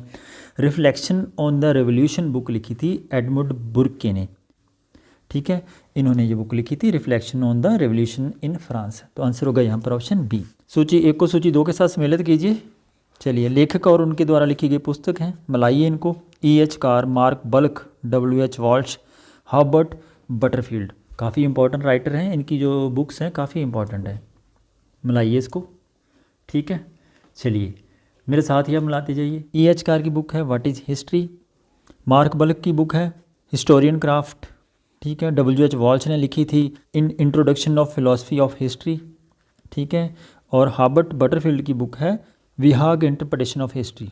आंसर होगा इस क्वेश्चन का A का 2, B का 4, C का 1, D का 3। तो आंसर होगा ऑप्शन डी। ये क्वेश्चन काफ़ी बार यूजीसी ने पूछा है, काफ़ी बार। मैंने तो इसको एक ही बार लिया है, लेकिन अगर आप प्रीवियस ईयर का क्वेश्चन पेपर उठा के देखोगे तो ये रिपीटेडली क्वेश्चन पूछा गया है। इतिहास के तात्पर्य के संबंध में किसने कहा था कि यदि इतिहासकार तथ्य के विषय में सावधान है तो ईश्वर इतिहास के अर्थ के लिए सावधान रहेगा। तो ये स्टेटमेंट थी रांके की। तो किसने प्रत्यक्षवाद शब्द को घड़ा तथा प्रत्यक्षवादी दर्शन की संस्थापना की थी। देखो, प्रत्यक्षवाद शब्द को घड़ने वाले जो थे अगस्त कामते। ठीक है, इन्होंने प्रत्यक्षवादी दर्शन की स्थापना की थी। तो आंसर होगा ऑप्शन सी। निम्नलिखित में से किसने रांके के वस्तुपरक एवं निष्पक्ष इतिहास के ऊंचे दावे के संबंध में गंभीर संशय व्यक्त किया था। उनको डाउट था। ठीक है, कौन थे ये। तो ये थे E.H. कार। ठीक है, आंसर होगा यहाँ पर ऑप्शन बी। चलिए आगे बढ़ते हैं। 34वां क्वेश्चन है। सूची 1 को सूची 2 के साथ मिलाइए। सूची 1 में लेखक हैं और 2 में पुस्तक हैं। चलिए मेरे साथ ही आप मिलाते जाइए। इम्पीरियलिज्म ए स्टडी, ये बुक लिखी गई थी। इम्पीरियलिज्म ए स्टडी J.A. हॉब्सन ने ये बुक लिखी थी। ठीक है, लेनिन के द्वारा जो बुक लिखी गई थी वो थी imperialism is the highest state of capitalism. Lenin की ये रचना है। चलिए ऑप्शन सी है K.N. कुम्हा, इनकी जो बुक है वो है new colonialism the last stage of imperialism. R.H. टॉनवी की बुक है regional and the rights of capitalism. D का 4। तो आंसर क्या होना चाहिए यहाँ पर, ऑप्शन सी। ठीक है, चलो फिर आगे बढ़ते हैं। सूची 1 को मिलाइए। फिर इतिहासकारों की दी गई हैं यहाँ पर परिभाषाएं। फिर से रिपीटेड क्वेश्चन है, इसको रिवाइज कर लीजिए। जितना रिवीजन कर लोगे उतना ही अच्छा है ना। तो चलो फिर E.H. कार की स्टेटमेंट कौन सी है। G.H. एल्टन की, J.B. ब्यूरी की, R.G. कॉलिंगवुड। R.G. कॉलिंगवुड के बारे में स्टेटमेंट तो हर बार आती है। EH कार की स्टेटमेंट भी हर बार आती है। चलिए मिलाइए इसको, क्या आंसर होना चाहिए इसका। EH कार की जो स्टेटमेंट है वो है इतिहास, इतिहासकार और उसके तथ्यों के बीच चलने वाला अंतरहीन संवाद होता है। ठीक है, तो ए को मिलाइए आप 4 के साथ। GH एल्टन कहते हैं कि इतिहास जिसे लिखता है वही इतिहास है। ठीक है, बी को मिलाएं आप 3 के साथ। और JB ब्यूरी की जो इतिहास की परिभाषा है वो कौन सी है, इतिहास विज्ञान है, ना कम और ना अधिक, JB ब्यूरी ने कहा था। और RG कॉलिंगवुड कहते हैं कि संपूर्ण इतिहास विचारों का इतिहास है। ये तो आप जब हिस्ट्री पढ़ते हो ना, तो हिस्ट्री के शुरू में जो पहला पेज ही आता है ना, उस पे ये स्टेटमेंट लिखी मिल जाती है RG कॉलिंगवुड की, संपूर्ण इतिहास विचारों का इतिहास है। तो अगर आपको D का 1 पता है ना, D का 1 है, तो आंसर आपके 2 यहाँ पर एलिमिनेट हो जाएंगे, ये रहेगा C और D। तो इसको मिलाइए आप, यहाँ पर आंसर आना चाहिए इसका ऑप्शन C। चलिए आगे बढ़ते हैं। 1791-92 में राइट्स ऑफ मैन नामक पुस्तक किसने लिखी थी। राइट्स ऑफ मैन नामक पुस्तक 1791 और 92 में लिखी गई थी। ये लिखी थी थॉमस पेन ने। Answer is option C। इतिहास वर्तमान और अतीत के बीच होने वाला अंतरहीन संवाद है, यह उक्ति किसकी है। बहुत बार रिपीट हो चुका है ये क्वेश्चन, 2016 में जुलाई में भी पूछा गया था। ठीक है, तो ये उक्ति है EH कार की। ठीक है, आंसर इज ऑप्शन C। सूची 2 के साथ मिलाइए। देखो, विलियम डल्थी ने जो बुक लिखी थी ह्यूमैनिटिक्स एंड स्टडी ऑफ हिस्ट्री, ये है ऑप्शन 3। GR एल्टन, इन्होंने बुक लिखी थी द प्रैक्टिस ऑफ हिस्ट्री। ठीक है, और फ्रैंक एंकर स्मिथ की जो बुक है वो है हिस्टोरिकल रिप्रेजेंटेशन। और थॉमस कून ने लिखी थी the structures of scientific revolutions. तो आंसर होना चाहिए A का 3, B का 4, C का 1, D का 2। तो आंसर होगा ऑप्शन D। चलिए आगे बढ़ते हैं। 39वां क्वेश्चन है, ऐतिहासिक विकास की बेहतर समझ के लिए क्षेत्रीय इतिहास की जानकारी महत्वपूर्ण होती है। नीचे क्षेत्रीय इतिहास की कुछ पुस्तकें और उनके लेखकों के नाम दिए गए हैं, कौन सा जोड़ा यहाँ पर सही नहीं है। देखिए, ये जो राइटर्स हैं और उनके द्वारा लिखी गई जो बुक्स हैं, देखो मिलाइए इनको, कौन सा सही नहीं है। तो GD शर्मा, इनके द्वारा जो लिखी गई जो बुक थी वो थी Rajput polity, A study of politics and administrations of Marwar, जो 1638 से लेकर 1749 तक का जो इतिहास उसमें लिखा गया था। तो ये तो ठीक है। और मिडिएवल महाराष्ट्र, नहीं, मिडिएवल महाराष्ट्र जो बुक थी ये हिरोशी फुकवाजा ने नहीं लिखी थी, इनको लिखने वाले थे डॉक्टर AR कुलकर्णी। ठीक है, डॉक्टर AR कुलकर्णी, राइट। तो ये वाली स्टेटमेंट यहाँ पर गलत है। From prosperity to the decline 18th century Bengal, ये सुशील चौधरी की रचना है, ये तो ठीक है। और कश्मीर अंडर सुल्तान महबूल हसन ने लिखा था, ये भी सही है। तो ये 2016 दिसंबर में क्वेश्चन पूछा गया था। साम्राज्यवादी इतिहासकार जेम्स मिल के संबंध में निम्नलिखित में से कौन सा वक्तव्य सही नहीं है। देखो, जेम्स मिल बहुत ही इम्पॉर्टेंट राइटर हैं, उनके द्वारा पूछे गए जो क्वेश्चन हैं इसी वीडियो में, कम से कम ये 3rd क्वेश्चन है जेम्स मिल के ऊपर, तो उनको आप पढ़ के जरूर जाइएगा। साम्राज्यवादी इतिहासकार थे जेम्स मिल, हमने देखना है कि उनके द्वारा दी गई इनमें से कौन सी स्टेटमेंट नहीं है। मिल अपने समय का एक प्रमुख उपयोगितावादी था, यस ये तो ठीक है। हिस्ट्री ऑफ ब्रिटिश इंडिया लिखते समय वह यात्रियों की जानकारियों पर अधिक निर्भर था, हाँ ये भी सही है। उसने माना कि भारतीय संस्कृति गतिहीन थी और इसका रूपांतरण पश्चिमी विचारों से ओतप्रोत था, हाँ ये भी ठीक है। उसने प्राचीन भारतीय संस्कृति पर विलियम जोन्स और अन्य प्रचयविदों के द्वारा व्यक्त किए गए विचारों को स्वीकार किया, यहाँ पर थोड़ा मिस्टेक है क्योंकि वो उनके साथ सहमत नहीं था, तो आंसर होगा यहाँ पर option D which is not correct. ठीक है, चलिए आगे बढ़ते हैं। तो सूचियों को मिलाइए यहाँ पर, इतिहासकार उनके द्वारा दी गई विचार शाखा, ठीक है, कौन कौन सी विचारधारा के साथ संबंधित है। ये क्वेश्चन काफ़ी डेप्थ में जाके पूछा यूजीसी ने, ठीक है, ऐसे क्वेश्चन आसान नहीं होते हैं। चलिए मिलाइए। आर पामदत्त, देखो जब आर पामदत्त जो थे वो एक मार्क्सवादी विचारधारा के राइटर थे, तो यहाँ पर सी ए का है ऑप्शन 3, ठीक है। और रंजीत गुहा, मैंने पहले ही आपको कई बार कहा है कि ओपाशरी, मैंने पिछले क्वेश्चन में आपको समझाया था, सबल्टन थ्योरी के साथ संबंधित थे, तो बी को मिलाए आप 4 के साथ। आसान क्वेश्चन है ये, आपको आना चाहिए। डब्ल्यू हंटर ये किस विचारधारा के समर्थक थे? देखो जो डब्ल्यू हंटर थे ये साम्राज्यवादी विचारधारा के समर्थक थे, और बी बसु इनके बारे में तो आपने पढ़ा होगा, ये राष्ट्रवादी इतिहासकार थे। तो यहाँ मिलाइए इसको, कूट में क्या आंसर होना चाहिए? ए का 3, बी का 4, सी का 2 और डी का 1। ये तो ऑप्शन ए में ही है भाई, ठीक है, A is the answer of this question. चलो फिर आगे बढ़ते हैं। निम्नलिखित में से कौन एक उत्तर आधुनिकतावादी समालोचक नहीं है? ठीक, चलिए आंसर दीजिए इसका। उत्तर आधुनिकतावादी लास्ट चैप्टर है सिलेबस का, उसमें से क्वेश्चन तीसरा क्वेश्चन है ये, ठीक है। Jacques Lacan, Hayden White's, Michel Foucault या जैक्स डेरिडा। ये थोड़े से डिफ़िकल्ट क्वेश्चन था ये वाला।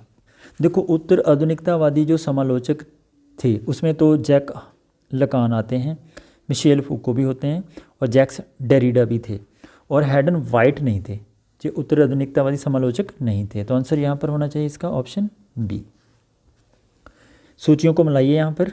Mark Bloch, G.H. Robinson, Antonio Gramsci, Jacques Derrida, ये राइटर्स हैं और इनके द्वारा जो लिखी गई बुक्स हैं वो कौन कौन सी हैं। ठीक, मिलाइए इसको।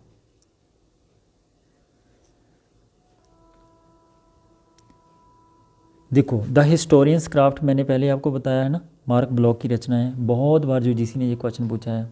Historian craft is written by Marc Bloch. ठीक, ए को मिलाइए आप सीधा 2 के साथ। ए को 2 के साथ मिलाइए आप, तो कूट में जाके देखिए क्या आंसर होना चाहिए। ये तो सी भी यहाँ कट जाएगा और बी भी कट जाएगा, तो रह गए 2 ऑप्शन। 50% क्वेश्चन आपका ठीक। चलिए आगे मिलाइए। J.H. रॉबिन्सन की जो बुक थी, उन्होंने जो बुक लिखी थी वो कौन सी थी? देखो the new history is written by J.H. Robinson, B का 4। ठीक है।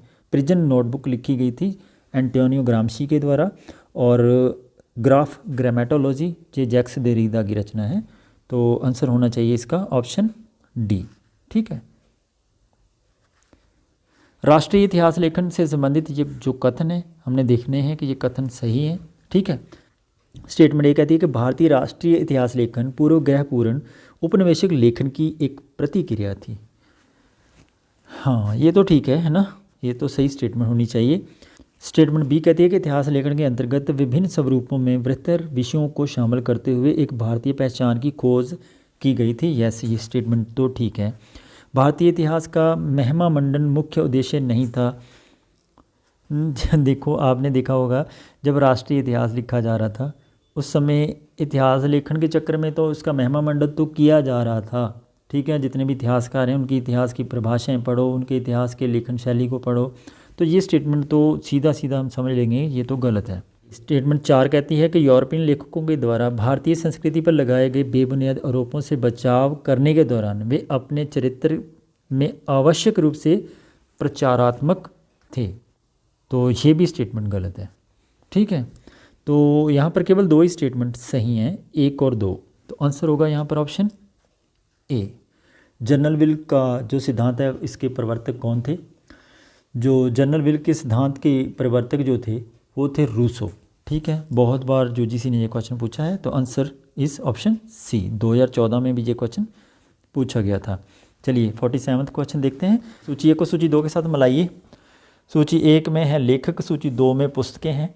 देखो इरफान हबीब ने जो बुक लिखी थी वो लिखी थी medieval technology exchange between India and the Islamic world. ये जो बुक है ये इरफान हबीब की रचना है। ठीक है। जोसेफ नीधम ने जो बुक लिखी थी science and civilisation in China, तो मिलाइए इसको। और इत्तेदार आलम खान ने जो बुक लिखी थी गन पाउडर, क्योंकि ये काफ़ी इंपॉर्टेंट थी, इनकी बुक के बारे में कई बार क्वेश्चन यूजीसी ने पूछा है। ठीक है। और जीन डिलोश की जो रचना है वो है military technology and Hoysala sculptures 12th and 13th century. Sir होना चाहिए 4 3 2 1 4 3 2 1 यहाँ पर है ऑप्शन डी में। चलिए आगे बढ़ते हैं। उत्तर आधुनिकतावाद के बारे में यहाँ पर देखो, उत्तर आधुनिकता का फिर एक क्वेश्चन मैंने पहले ही कहा था। क्वेश्चन बहुत इंपॉर्टेंट चैप्टर है, उसको पढ़ के जरूर जाओ, और कोई पढ़ो ना पढ़ो। पूर्वग्रह वास्तुनिष्ठा वाला चैप्टर और उत्तर आधुनिकता वाला चैप्टर, ये 2 चैप्टर तो बहुत इंपॉर्टेंट है, इनको छोड़कर नहीं जाना। ठीक है। चलिए 8th क्वेश्चन देखते हैं कि उत्तर आधुनिकतावाद के बारे में क्या सही नहीं है, विच इज़ नॉट करेक्ट। यह परंपरागत इतिहास की भर्त्सना नहीं करता है, तो उत्तर आधुनिकतावाद तो भर्त्सना करता है, ठीक है, यही गलत है, ठीक है, पहला ही इसका जो सही नहीं है ये गलत है। आगे देखते हैं कि इसके इतिहास लेखन के कम जानने वाले व्यक्तियों को पुनः जानने की उत्सुकता शुरू की थी यहाँ, ये तो ठीक है। इसका मुख्य सैद्धांतिक योगदान इसका प्रत्यक्षवाद पोस्टिविज्म पर समुख्य आक्रमण है, यस ये भी ठीक है। और इतिहास की कृतियाँ जिन पर इसका प्रभाव स्पष्ट है वह न केवल ऐतिहासिक ज्ञान तक ही पहुँचता है परंतु पुराने विषयों में भी नव जीवन डालता है, यस ये भी ठीक है। तो answer is option A.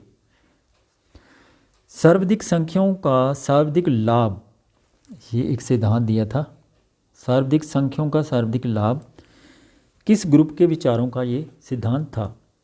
उपयोगितावादी group के लोग थे, समाजवादी ग्रुप के लोग थे, या फिर उदारवादी या फिर रूढ़िवादी? क्वेश्चन थोड़ा सा टेढ़ा है लेकिन आपको इसका आंसर आना चाहिए। सर्वाधिक संख्याओं का सर्वाधिक लाभ, ये वाला सिद्धांत दिया था उपयोगितावादियों ने, ठीक है, आंसर इज ए। किसने लिखा है कि मनुष्य स्वतंत्र पैदा हुआ है किंतु हर जगह वह जंजीरों में ही बंधा हुआ है? ये किसने कहा था? देखो ये स्टेटमेंट थी रूसो की, answer is option D, Rousseau. Rousseau is the answer of this question. 2014 में ये क्वेश्चन पूछा गया था। उपयोगितावाद का मान्य अग्रणी नेता कौन था? ठीक है, उपयोगितावाद का जो मान्य अग्रणी नेता था वो थे जेरेमी बेंथम। तो आंसर इज ऑप्शन बी। सूची 1 को सूची 2 के साथ मिलाइए इसको, ठीक है। जाली प्रकार की उत्खनन पद्धति, सत्र विन्यास का सिद्धांत, रेडियो कार्बन तिथिक्रम, त्रिआयामी मापन पद्धति, किस किस ने ये दी थी? ठीक है, देखो जो जाली प्रकार की उत्खनन पद्धति थी वो दी थी R.E.M. व्हीलर ने, ठीक है। और सत्र विन्यास का सिद्धांत ये दिया था थॉमस जेफरसन ने। रेडियो कार्बन तिथिक्रम ये किया था लिबी ने, F.W. लिबी ने। और त्रिआयामी मापन पद्धति प्रिंट रिवर्स ने। तो मिलाइए इसका आंसर क्या होना चाहिए? आंसर होगा ऑप्शन बी, ठीक है, बी इज आंसर। चलिए आगे बढ़ते हैं। पूर्वग्रह और पक्षपात आलोचनात्मक दृष्टि को धुंधला करते हैं और आलोचनात्मक अन्वेषण को बाधित करते हैं। यह कथन किस मध्ययुगीन इतिहासकार का है? पूर्वग्रह और पक्षपात आलोचनात्मक दृष्टि को धुंधला करते हैं और आलोचनात्मक अन्वेषण को बाधित करते हैं। यह कथन था अलबरूनी का। चलिए आगे बढ़ते हैं। रामकृष्ण गोपाल भंडारकर जो भारत में आधुनिक इतिहास लेखन के जनक कहे जाते हैं, उनका संबंध किससे था? उनकी कौन सी विचारधारा थी? जब वह इतिहास लिखते थे उनकी विचारधारा किसके साथ मेल खाती थी? देखो रामकृष्ण गोपाल भंडारकर ने जब आधुनिक इतिहास लिखा था उनकी जो विचारधारा थी रांग की विचारधारा के साथ संबंधित थी। तो आंसर होगा यहाँ पर ऑप्शन बी। निम्नलिखित में से किसे आधुनिक तो उत्तरवाद के सिद्धांत का प्रतिपादक माना जाता है? आधुनिक उत्तरवाद का जो प्रतिपादक थे वो थे मार्टिन हेडेगर। तो आंसर होगा यहाँ पर ऑप्शन सी। इतिहास लेखन में प्रगति का विचार निम्नलिखित में से किससे संबंधित है? प्रगति का विचार निम्नलिखित में से किससे संबंधित है? देखो ये प्रबोध के साथ संबंधित है। तो आंसर होगा यहाँ पर ऑप्शन बी। चलिए आगे बढ़ते हैं। 57वां क्वेश्चन है, निम्नलिखित पुरातत्ववेत्ताओं को उनके कालक्रम के अनुसार हमने लगाना है। जो हमारे आर्कोलॉजिस्ट हैं इनका क्रोनोलॉजिकल ऑर्डर से हमने लगाना है। James Fergusson, James Prinsep, Alexander क्लिंगम, एडवर्ड थॉमसन। चलिए मैं आपको इस क्वेश्चन का ना ये होमवर्क ही दे देता हूँ। कमेंट करके बताइएगा कि 57वां क्वेश्चन का आंसर क्या है, ठीक है। जल्दी से रिसर्च कीजिए। अगर आपको इसका समय काल नहीं पता है तो रिसर्च कर लो और क्वेश्चन का आंसर ज़रूर देना, ठीक है। इनका समय काल आप लिख करके नीचे कमेंट सेक्शन में कमेंट करिएगा। चलिए ठीक है, ये आपके लिए होमवर्क है। आगे बढ़ते हैं।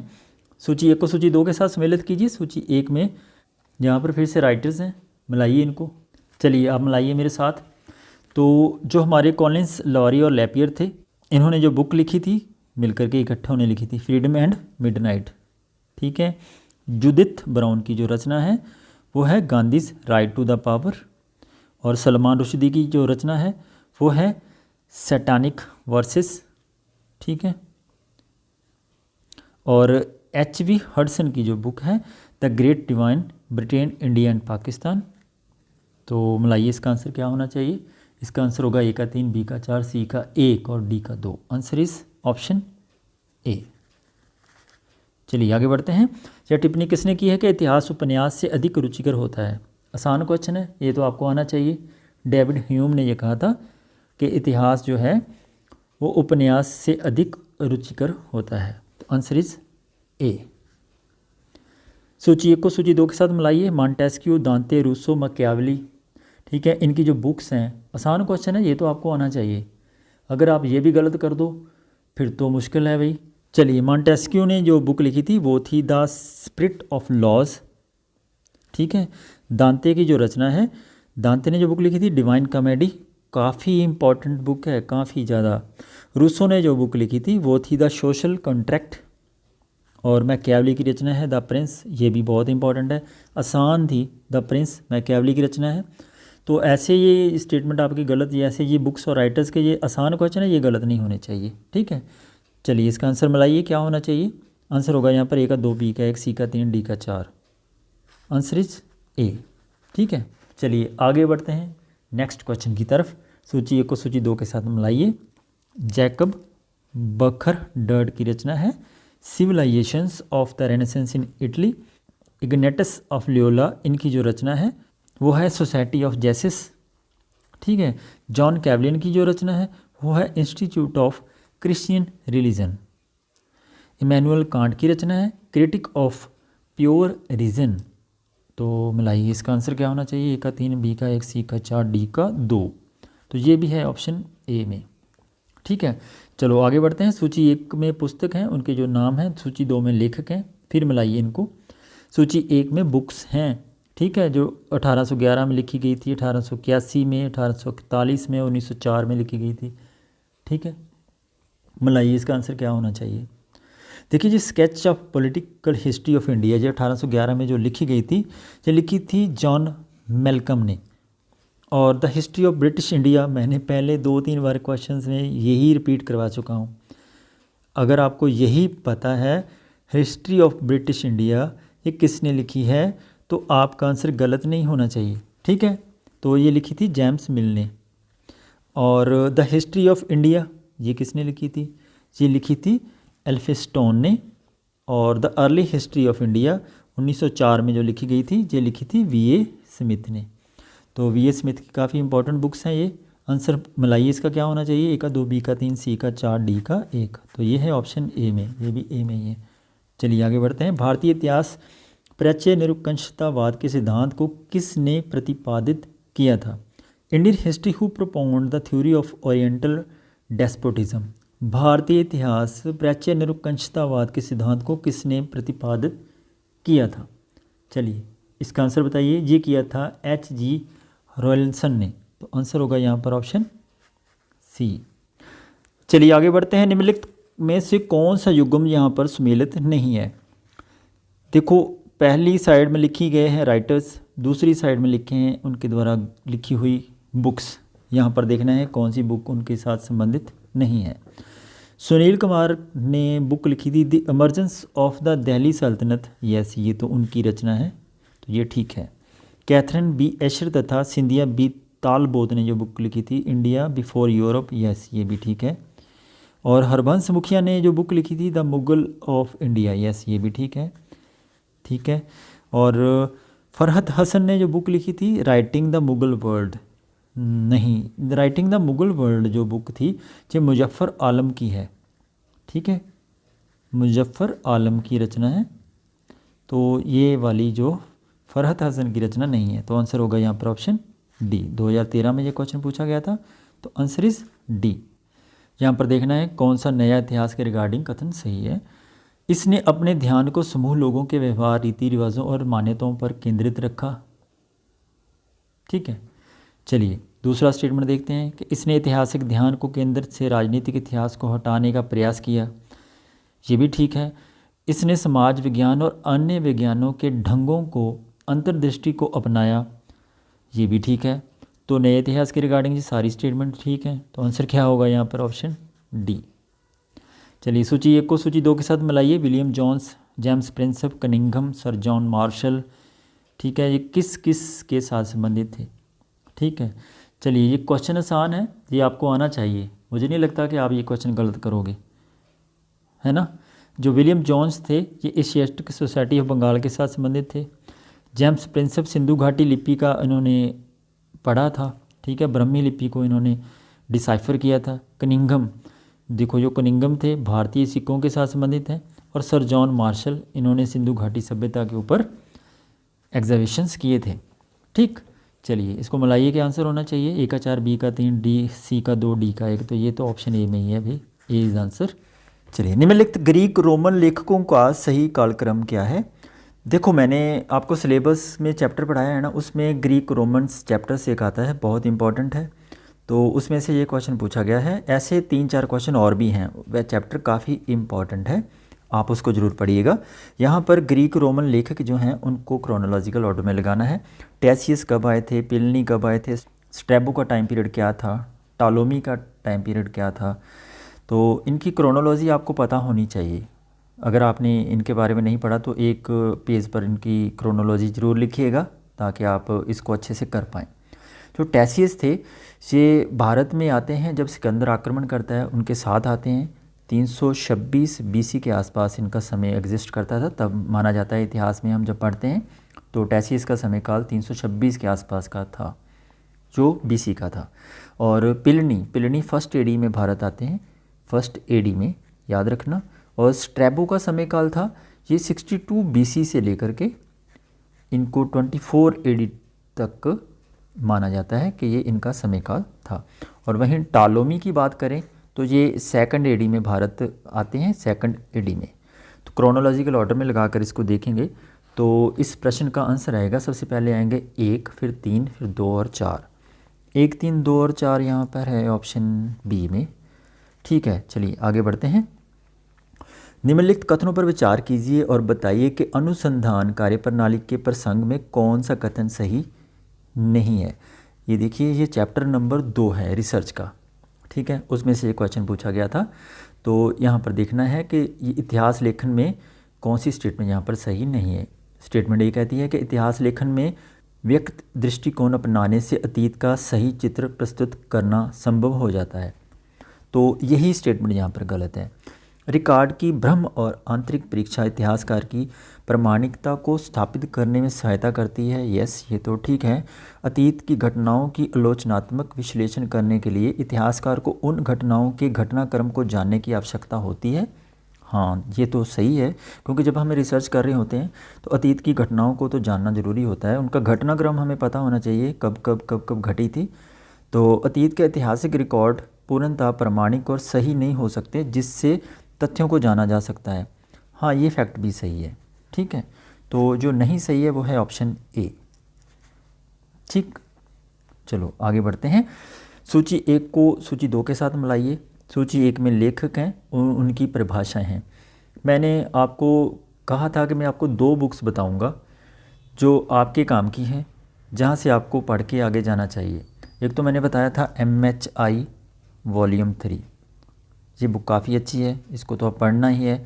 अगर आप इंग्लिश मीडियम से हैं तो ई श्रीधरन की बुक आती है, ये काफ़ी अच्छी बुक है। इसमें से बहुत ज़्यादा कंटेंट मिलता है आपको इतिहास लेखन से संबंधित। तो ये बुक काफ़ी अच्छी है, इंग्लिश मीडियम वाले बच्चे इस बुक को ले सकते हैं। मैं इन दोनों बुक का लिंक आपको डिस्क्रिप्शन बॉक्स में दे दूँगा, वहाँ से आप सीधा परचेज़ भी कर सकते हैं।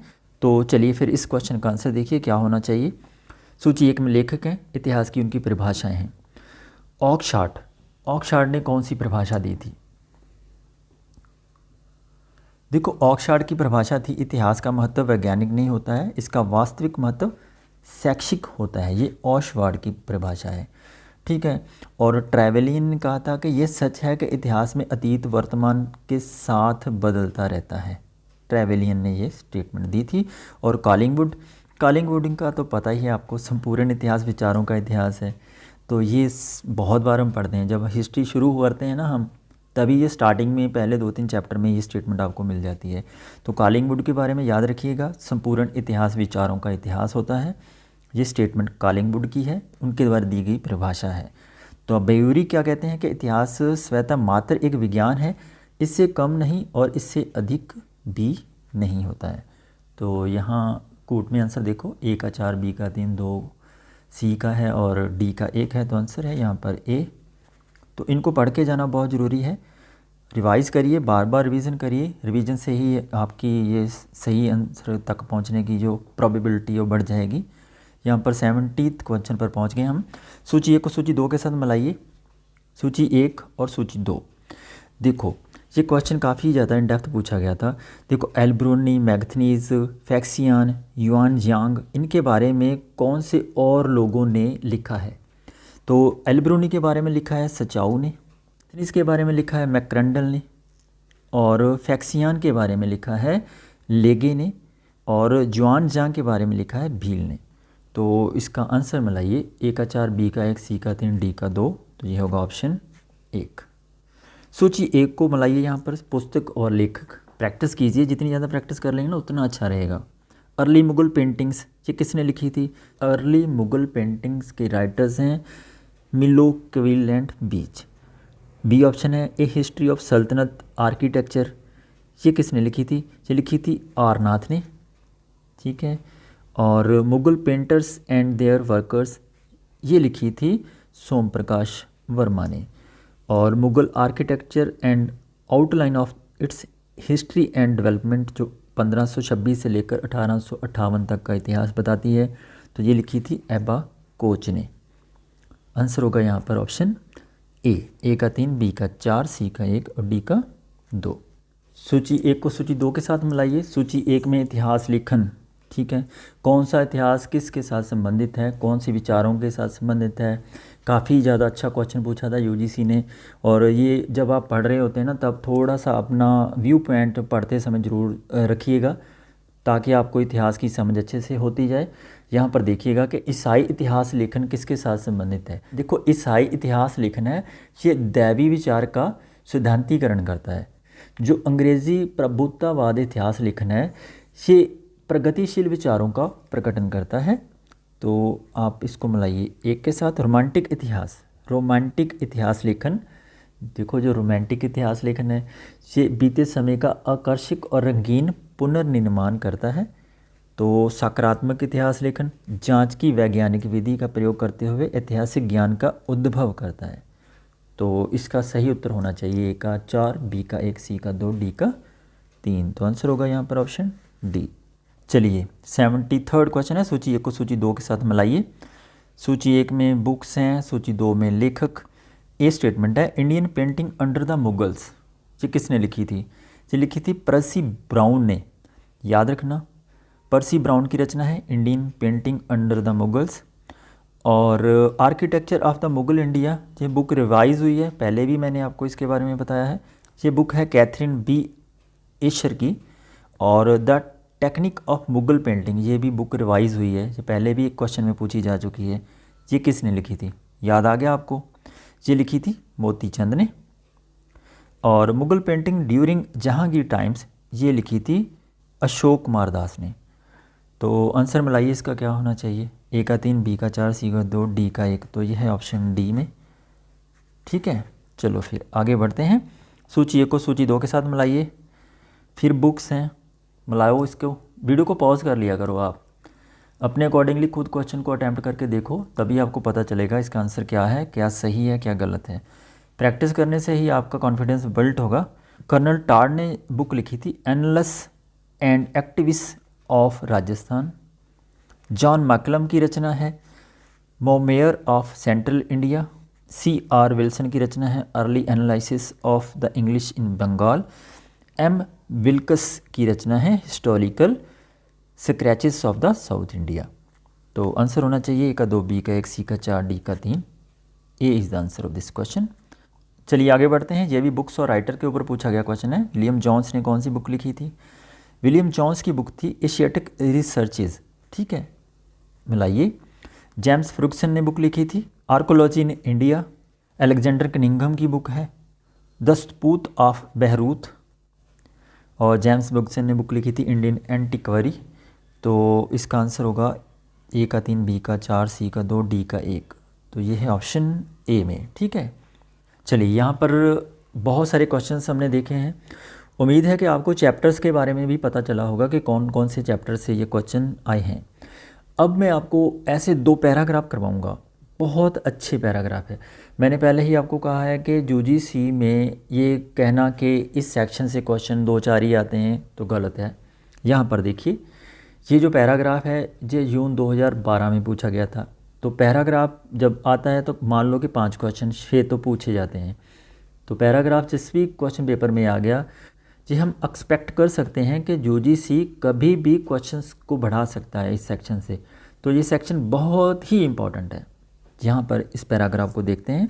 ऐतिहासिक समझ के लिए कारणता का सिद्धांत इतना मूलभूत महत्व रखता है कि E.H. कार ने G.M. टैवेलियन भाषण में कहा था, जो 1961 में हुआ था, कि इतिहास का अध्ययन कारणों का अध्ययन है, परंतु उत्तर आधुनिकतावादी विचारक ऐतिहासिक कारणता पर विभिन्न विचार रखते हैं। ये पैराग्राफ उत्तर आधुनिकतावाद से आया है, जो हमारे सिलेबस का अंतिम चैप्टर है। ठीक है, तो आगे पढ़ो इसको कि जॉन विंसेंट का विचार है कि कारणता की खोज बंद होनी चाहिए क्योंकि ये व्यर्थ है और हमें व्याख्या पर ध्यान देना चाहिए। 1979 में लिखते हुए थियोडोर जेल्डिन ने विचार दिया है कि कारणता का तिथिक्रम इतिहासकारों के लिए 2 उत्पीड़क हैं। हेडन वाइट ने कारणता का आक्रमण करते हुए लिखा है कि यह वर्तमान में मानव क्रियाकलापों की स्वतंत्रता तथा भविष्य पर नियंत्रण से वंचित करता है और कारणता की चाल में फंसाता है, क्योंकि कारण समय पर निर्भर करता है। अतः कुछ उत्तर आधुनिकतावादी परवर्ती विचारों का विरोध करते हैं। किसी घटना का कारण समयानुसार हमारे समक्ष आना चाहिए, परंतु उत्तर आधुनिकतावादी इतिहास को जो दार्शनिक एंकर स्मिथ कहते हैं कि ऐतिहासिक समय आधुनिक पश्चिमी सभ्यता की उपज है और घोषित करते हैं कि समय के सिद्धांत पर ऐतिहासिक वर्णन को आधारित करना कमजोर नींव पर भवन का निर्माण करना है। उत्तर आधुनिकतावादियों का विचार है कि इतिहास लेखन के समय के विचार को त्याग ही देना चाहिए। देखो पैराग्राफ को हमने जैसे ही पढ़ा ना, तो E.H. कार कहते हैं कि कार्य कारण संबंध के बिना इतिहास को नहीं समझा जा सकता। तो आंसर होगा ए।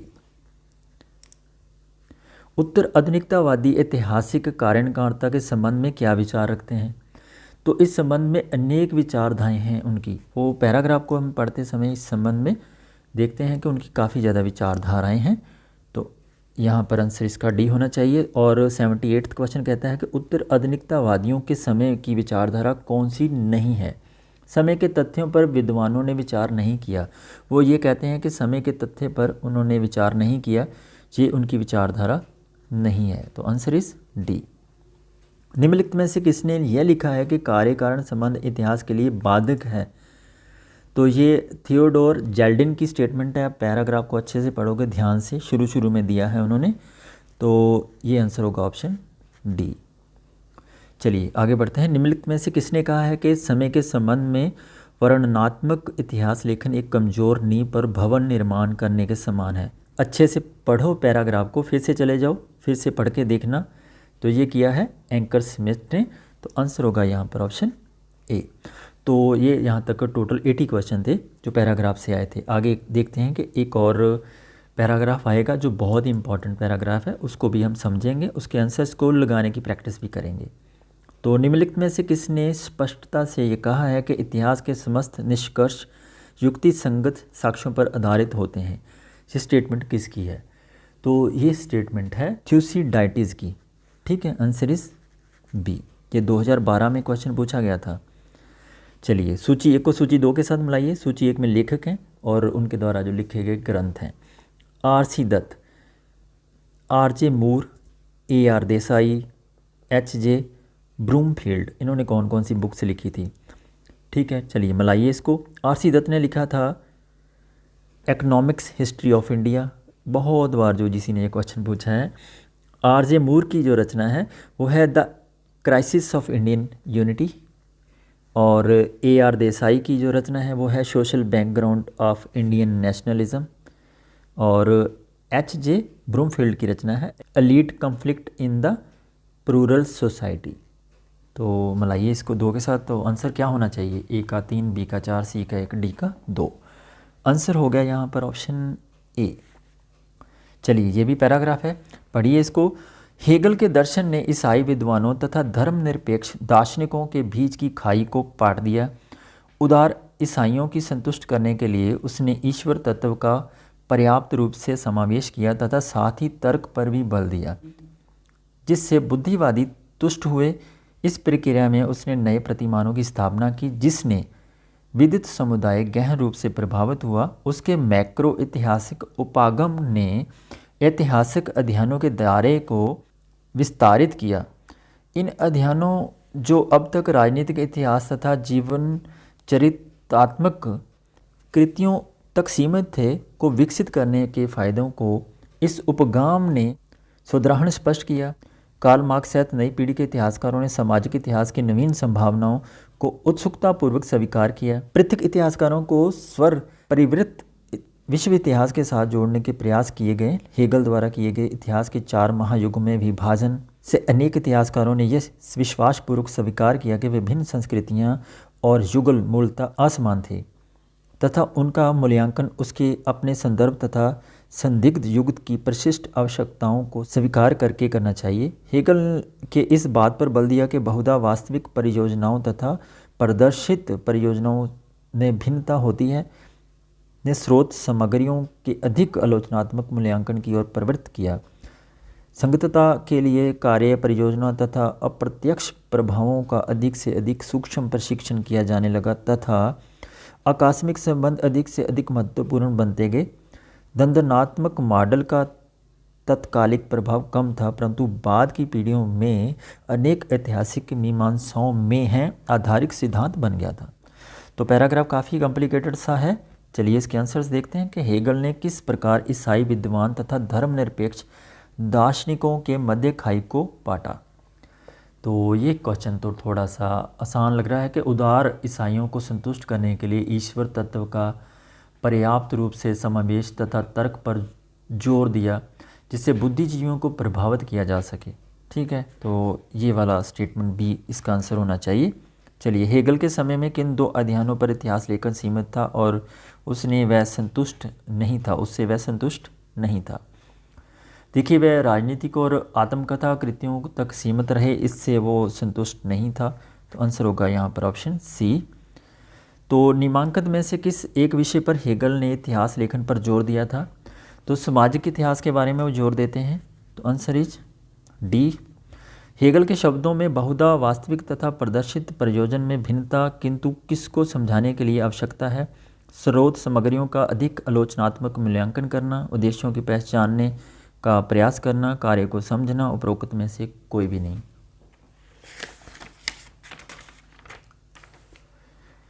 तो हेगल के शब्दों में बहुधा वास्तविक तथा प्रदर्शित प्रयोजन से भिन्नता किंतु इसको समझने के लिए आवश्यकता है। तो ये वाली जो स्टेटमेंट है, ये स्रोत सामग्रियों का अधिक आलोचनात्मक मूल्यांकन करना। तो आंसर होगा ऑप्शन ए। यहाँ पर 87वां क्वेश्चन है, सूचियों को मिलाइए। यहाँ पर David Arnold, David Ludden, David Page, C.A. Bayly, इनकी जो बुक्स हैं कौन कौन सी हैं? ठीक है, मिलाइए इसको। डेविड आर्नोल्ड ने जो बुक लिखी थी द कांग्रेस इन तमिलनाडु, और डेविड लुडेन की जो बुक है ये है an agrarian history of South India. David Page ने जो बुक लिखी थी प्रीलुइड टू पार्टीशन। C.A. बेली की जो रचना है the local routes of Indian politics, Allahabad. तो आंसर होगा यहाँ पर ऑप्शन ए का 3, बी का 4, सी का 1 और डी का 2। तो ये है ऑप्शन डी। चलिए, 88वां क्वेश्चन है, सूचियों को मिलाइए। यहाँ पर सूची 1 में जो राइटर्स हैं और किसके साथ ये संबंधित है? रूसो जो थे ये जर्नल विल के साथ संबंधित थे। ठीक है, और मार्क ब्लॉक जो थे ये सामंतशाही लेखन शैली के साथ संबंधित हैं, और F. एंजलस जो थे ये साम्राज्यवाद के साथ संबंधित है, और M.N. श्रीनिवास ये संस्कृतिकरण के साथ संबंधित है। मैंने ये पहले भी आपको क्वेश्चन करवाया हुआ है। तो यहाँ तक टोटल 88 क्वेश्चन थे। तो ये सारे के सारे हिस्टोरियोग्राफी सेक्शन से पूछे गए हैं। तो अब हम इन सारे क्वेश्चंस को अब हमने कर लिया, आपकी प्रैक्टिस भी हो गई। अब हम करेंगे कि सिलेबस में कौन से चैप्टर से ये क्वेश्चन पूछे गए थे। अब हमने सारे क्वेश्चंस को अटैम्प्ट किया। अब हमारा ये फ़र्ज़ बनता है कि हम अब यहाँ पर एनालिसिस करें कि कौन से सेक्शन से सबसे ज़्यादा क्वेश्चन पूछे गए हैं। मैंने पूरे क्वेश्चंस पेपर्स को पढ़ा है, मैंने पूरी वीडियोस आपने मेरे चैनल पर देखा होगा कि हमने सारे जितने भी आज तक के क्वेश्चन पेपर्स हुए हैं उन सब क्वेश्चन पेपर्स को हल किया है और ये हमने जानने की कोशिश की है कि यूजीसी क्वेश्चंस कैसे पूछता है। और इस वीडियो में हमने जो क्वेश्चंस अटैम्प्ट किए हैं उसके माध्यम से मैं यहाँ तक पहुँचा हूँ कि यूजीसी ने जो ज़्यादा करके जो चैप्टर्स टच किए हैं उनमें से एक तो आता है ऑप्शन, यहाँ पर जो चैप्टर है हमारा ऑप्शन 3, इतिहास में वास्तुनिष्ठा और पूर्वग्रह। ये बहुत इंपॉर्टेंट चैप्टर है, इसमें से कम 4 क्वेश्चन आए हैं। और इतिहास में आलोचना, संश्लेषण, प्रस्तुति, इसमें से 3 क्वेश्चन पूछे थे। और इतिहास और इसके साहित्यिक विज्ञान, इसमें से काफ़ी क्वेश्चन उन्होंने पूछे हैं। तो ये चैप्टर भी काफ़ी इंपॉर्टेंट है। एक चैप्टर इंपॉर्टेंट है इतिहास में कारण, कार्य और संबंध। ये बहुत इसमें से क्वेश्चन आए हैं, आपने देखा होगा कि क्षेत्रीय इतिहास का महत्व, इसको थोड़ा सा उन्होंने स्किप किया है। अगर हम इस चैप्टर को छोड़ दें, कोई ज़्यादा इतना इफेक्ट पड़ने वाला नहीं है। और भारतीय इतिहास में आधुनिक प्रवृत्तियाँ, ये भी इसमें से 3 से 4 क्वेश्चन पूछे हैं। और प्रस्तावित शोध का क्षेत्र, ये तो काफ़ी इंपॉर्टेंट चैप्टर है, इसको ज़रूर पढ़ के जाना चाहिए। इसमें से 4 से 5 क्वेश्चन उन्होंने पूछे हैं। स्रोत आंकड़ों का संग्रह, प्राथमिक और द्वितीय पारगमनीय स्रोत, ये इतना इम्पोर्टेंट नहीं था, इसमें से ज़्यादा क्वेश्चन नहीं आए हैं। सबसे ज़्यादा क्वेश्चन उन्होंने पूछे हैं इतिहास में उत्तर आधुनिकतावाद, ठीक है। और यहाँ पर एक और इम्पोर्टेंट चैप्टर था पुनर्जागरण, इसमें से भी क्वेश्चन उन्होंने पूछे हैं। और ये वाला थीसिस और नोट्स लेना, इसमें से ज़्यादा क्वेश्चन उन्होंने नहीं पूछे। तो ये थोड़े से 2-3 चैप्टर हैं, इनको आप स्किप कर सकते हैं। बाकी सारे चैप्टर अच्छे हैं, इनको पढ़ के जाना चाहिए। तो यहाँ तक आपने वीडियो को देखा तो मुझे लगता है कि आपको इतिहास लेखन से संबंधित काफ़ी अच्छी अंडरस्टैंडिंग होगी। और आप इसी तरह वीडियो को पूरा देखा करिए, अच्छे से प्रैक्टिस कीजिए। हमारी ऐसी शुभकामनाएँ हैं कि आपका कोई भी क्वेश्चन गलत ना हो, आप JRF लेकर के बाहर आएँ, ठीक है। जाने से पहले एक सलाह ज़रूर देना चाहता हूँ कि जब भी आप क्वेश्चन अटैम्प्ट करके आते हैं, जैसे मान लो आप एग्ज़ामिनेशन सेंटर के अंदर चले गए हैं, तो वहाँ पर आपने क्वेश्चंस को अटैम्प्ट किया। अटैम्प्ट करने के बाद आप जब बाहर आते हैं, तो बाहर आने के बाद आप ये ना सोचें कि आपका क्वेश्चन ठीक हुए हैं या फिर गलत हुए हैं। आप इस चीज़ पर फोकस कीजिए कि आपने आज पर्टिकुलर डे में अपना 100% दिया है या नहीं दिया है। अगर आपको लगता है कि आपने आज अपना 100% दिया है तो कोई आपको JRF से रोक नहीं सकता।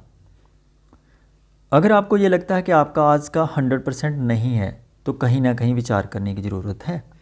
तो आपको अपना 100% देना है, अपने ऊपर कॉन्फिडेंस रखना है, बस यही आपके सक्सेस का कारण बनेगा, ठीक है। तो wish you all the very best. मिलते हैं किसी और वीडियो में, तब तक अपना ख्याल रखिए, मेहनत करते रहिए, एक ही टारगेट बना के रखिए, JRF लेना है, बस JRF लेना है।